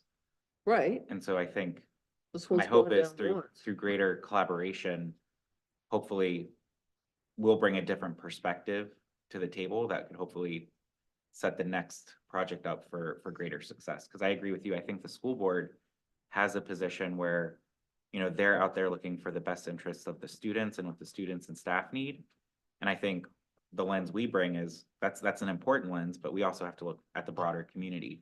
Mhm. And so, again, I think they'll have a mix of that probably, hopefully in the committee where they're having really strong representation of different perspectives in the community. But I do think the town needs to have a presence and the council should have a presence and it should be a partnership. And again, I want to say we've been doing that. Jean Marie, you were on the subcommittee for communications. Don was on the subcommittee for finance. So again, I don't see this as changing what we were doing. I think it's just adding a little bit more formality and maybe a little bit more administrative support that we didn't have in the past. Are you asking about, I'm sorry, about voting?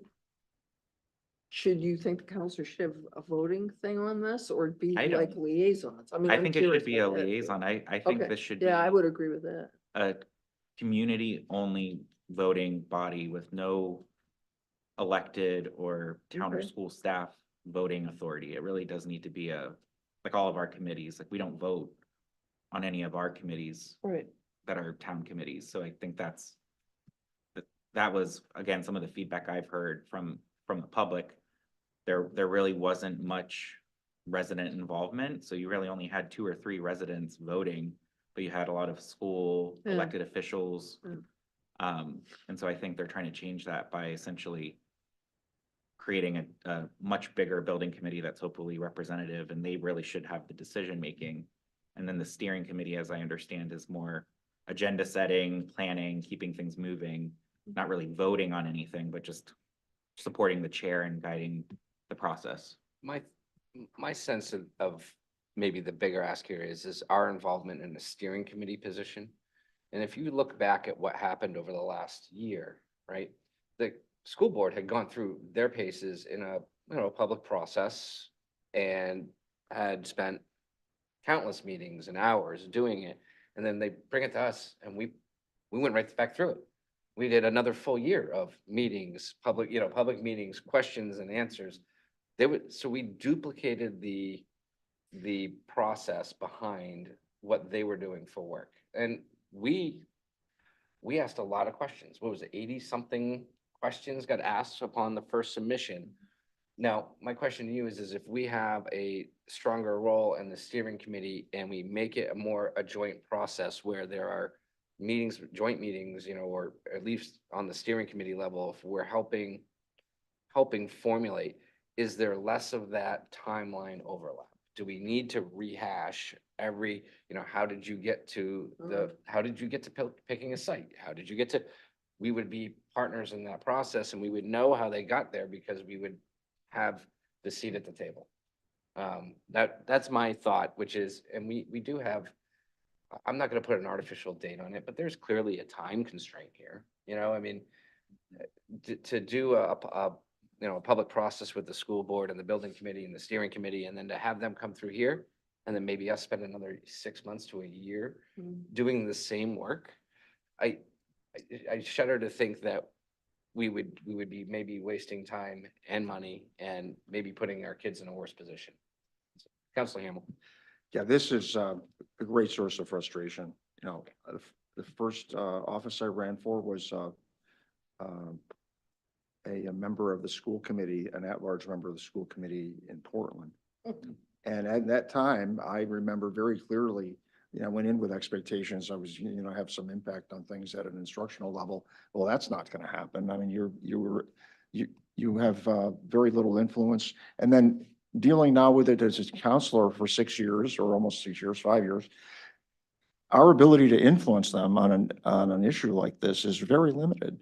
Jean Marie referenced their charge. Their charge is exclusively to look out for the interests of the students. And that's all they have to do. So I think we have tremendous constraints. I don't know how you overcome those. I just don't have an answer for that. But one thing does come to mind. If you take football, for example, you have a football team that, loses, has a losing season. What do? Change the offense and go to something else? No, they get rid of the coach and they get rid of the players. There's a change in leadership, okay? I'm not recommending that, but what I'm saying is that if you're expecting the same results from basically the same process and, same advisors, what's going to change there? So, and there has to be a difference with, who's providing input. They claimed they had input from the community. If they did, they didn't listen to it. We asked them for a plan B. We never got a plan B, and we saw what happened. So I like the charge. I like the approach. I'm, willing to try anything, but I don't know how we cover those things with them before we say, yeah, we're going to sign up for this again. Really don't know. And just, I'm gonna quickly and then turn. So my thoughts was you would treat this almost like a reconciliation between Congress and Senate, which is, we've seen their draft. I'd like to try our hand at a draft. Get their reaction and maybe we can bat that around and see if we land somewhere that seems agreeable there. Council Shu. Well, I agree with everyone that this is a community issue, and I think while we can only influence it so much, I think it's important to bring it to the forefront. So it is part of our discussion consistently. I mean, I do believe this is a crisis. I believe this is a crisis created by the decisions that our body has made over the years. I mean, I know our population has doubled in the last 15 years, maybe. And so it is not Wentworth. I think we have a totally new population here, and we have I would call a crisis that I feel is now our obligation to address. I mean, I personally question why we continue to issue building permits and allow people to move into here when we can say, where are you sending your child in a couple of years? I don't know. That would be a great answer currently to have, but we don't have that. And I think this is a huge issue that by us being more involved, I think the community will then realize how big of an issue this really is. And we're not going to go away until we solve it maybe. And, we're not going to address other wants and needs until we really address this one. I think if we don't figure out a way to bring the community along with us, step by step, every step of the way, that we'll be right back where we were last month. And all the way to, there are people in this community who don't believe the enrollment figures, okay? Who say, do we really have all these children?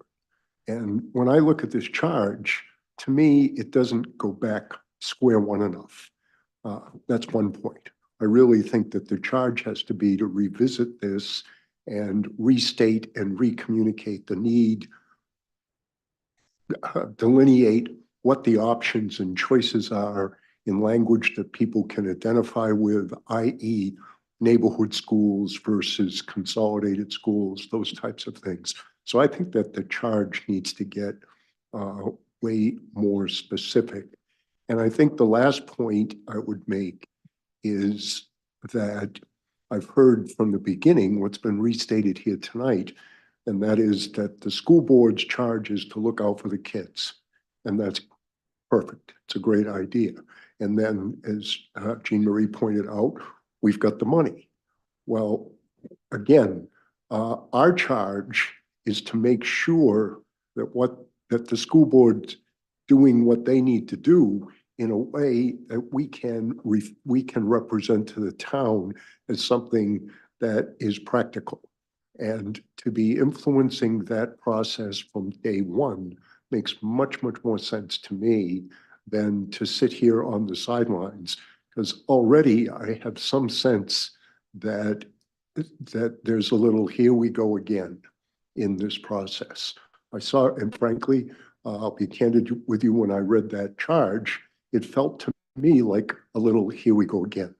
And so, again, with all due respect, I think if we have an opportunity to influence this process and to sort of blend a practical perspective with the lofty goals to come someplace in the middle to what the town can support, I think we ought to do that. So I get the sense at least that there's some appetite here to try to formulate something and treat it like in a similar vein as a House, Senate. Let's bat some things around and see if we can come up to a compromise. How would you feel about scheduling maybe a joint BOE council workshop on this topic? Sometime in January would make sense. I know there's some urgency on their end.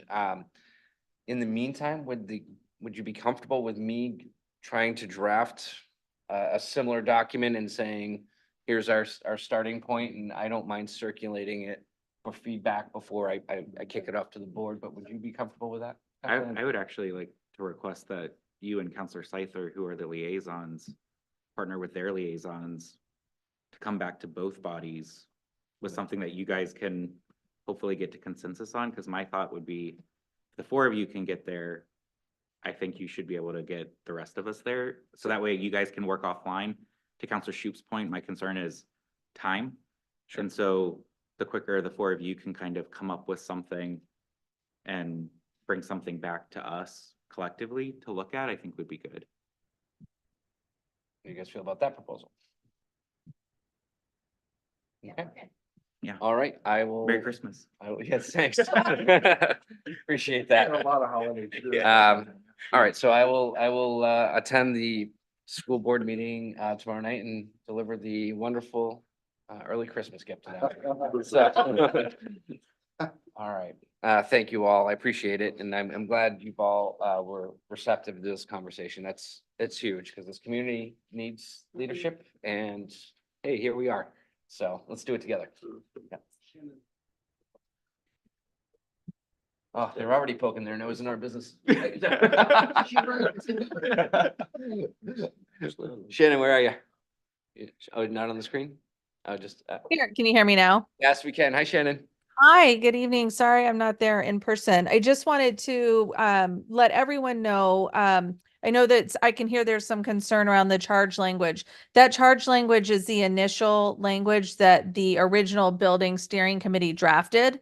So that's why I don't want anybody to leave this feeling like, here we go again, or it's the same thing over and over. That's just the original charge language that was drafted by the original building steering committee. So all up for change and interpretation and updates.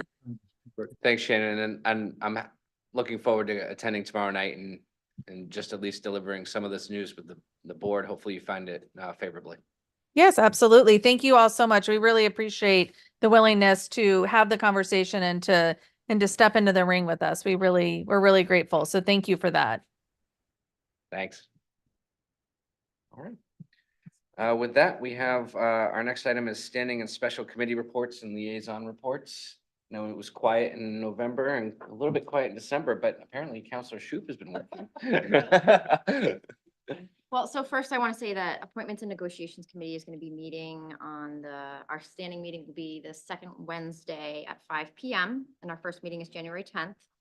And right now we do have openings on our committees. Every year we renew and then we have people who don't renew. So right now I know we do have some openings on committees. I encourage people to apply to any and all committees. We're always looking for people who have talents and we can see maybe where we can fit them in and bring them in some value. And also, we have I'm hoping that for the January 17th town council meeting, we will have a complete open ad hoc open space committee comprised for the council to approve and get them started. So I just wanted to kind of plant that seed. We have that coming together. Thank you. Thank you. Counselor Katarina. Yeah, just a reminder, I mentioned it in my comments during the cannabis discussion that the newly constituted ordinance committee will be meeting the second Wednesday of the month at 6 p.m. So we'll be right after appointments and negotiations. So it's a different day, different time. But we will get started in January. So thanks. It was a lot of work to do. We look forward to it. Oh, yeah. Counselor Anderson. Yep. So the finance committee actually met last week. We're going to be meeting the second Thursdays of the month.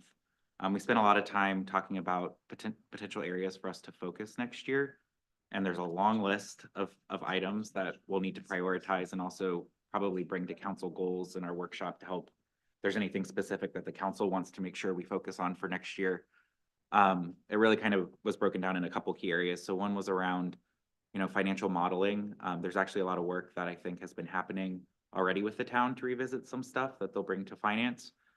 We also talked about policies, both the TIF policy and our financial policy. So some of the conversations earlier about unassigned fund balance, my recommendation to the group, and I think there was consensus, was even though it's a slog, we need to just take the moment to work through different parts of the policy where we can probably prioritize some areas, but really make sure we do a thorough review and come forward with recommendations.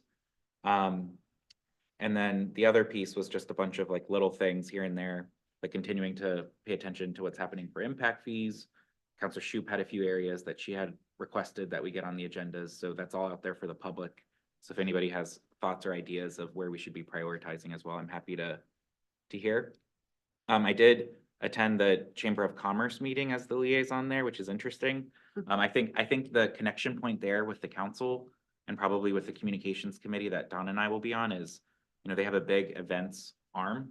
And so as they're doing events in the community, making sure that the town and the council have a presence. I think one of the learnings that I saw this past year was when something's happening in the town, having a table for the council there just to meet people and see people is really important, especially when we're making big decisions so that we can talk to folks and get input.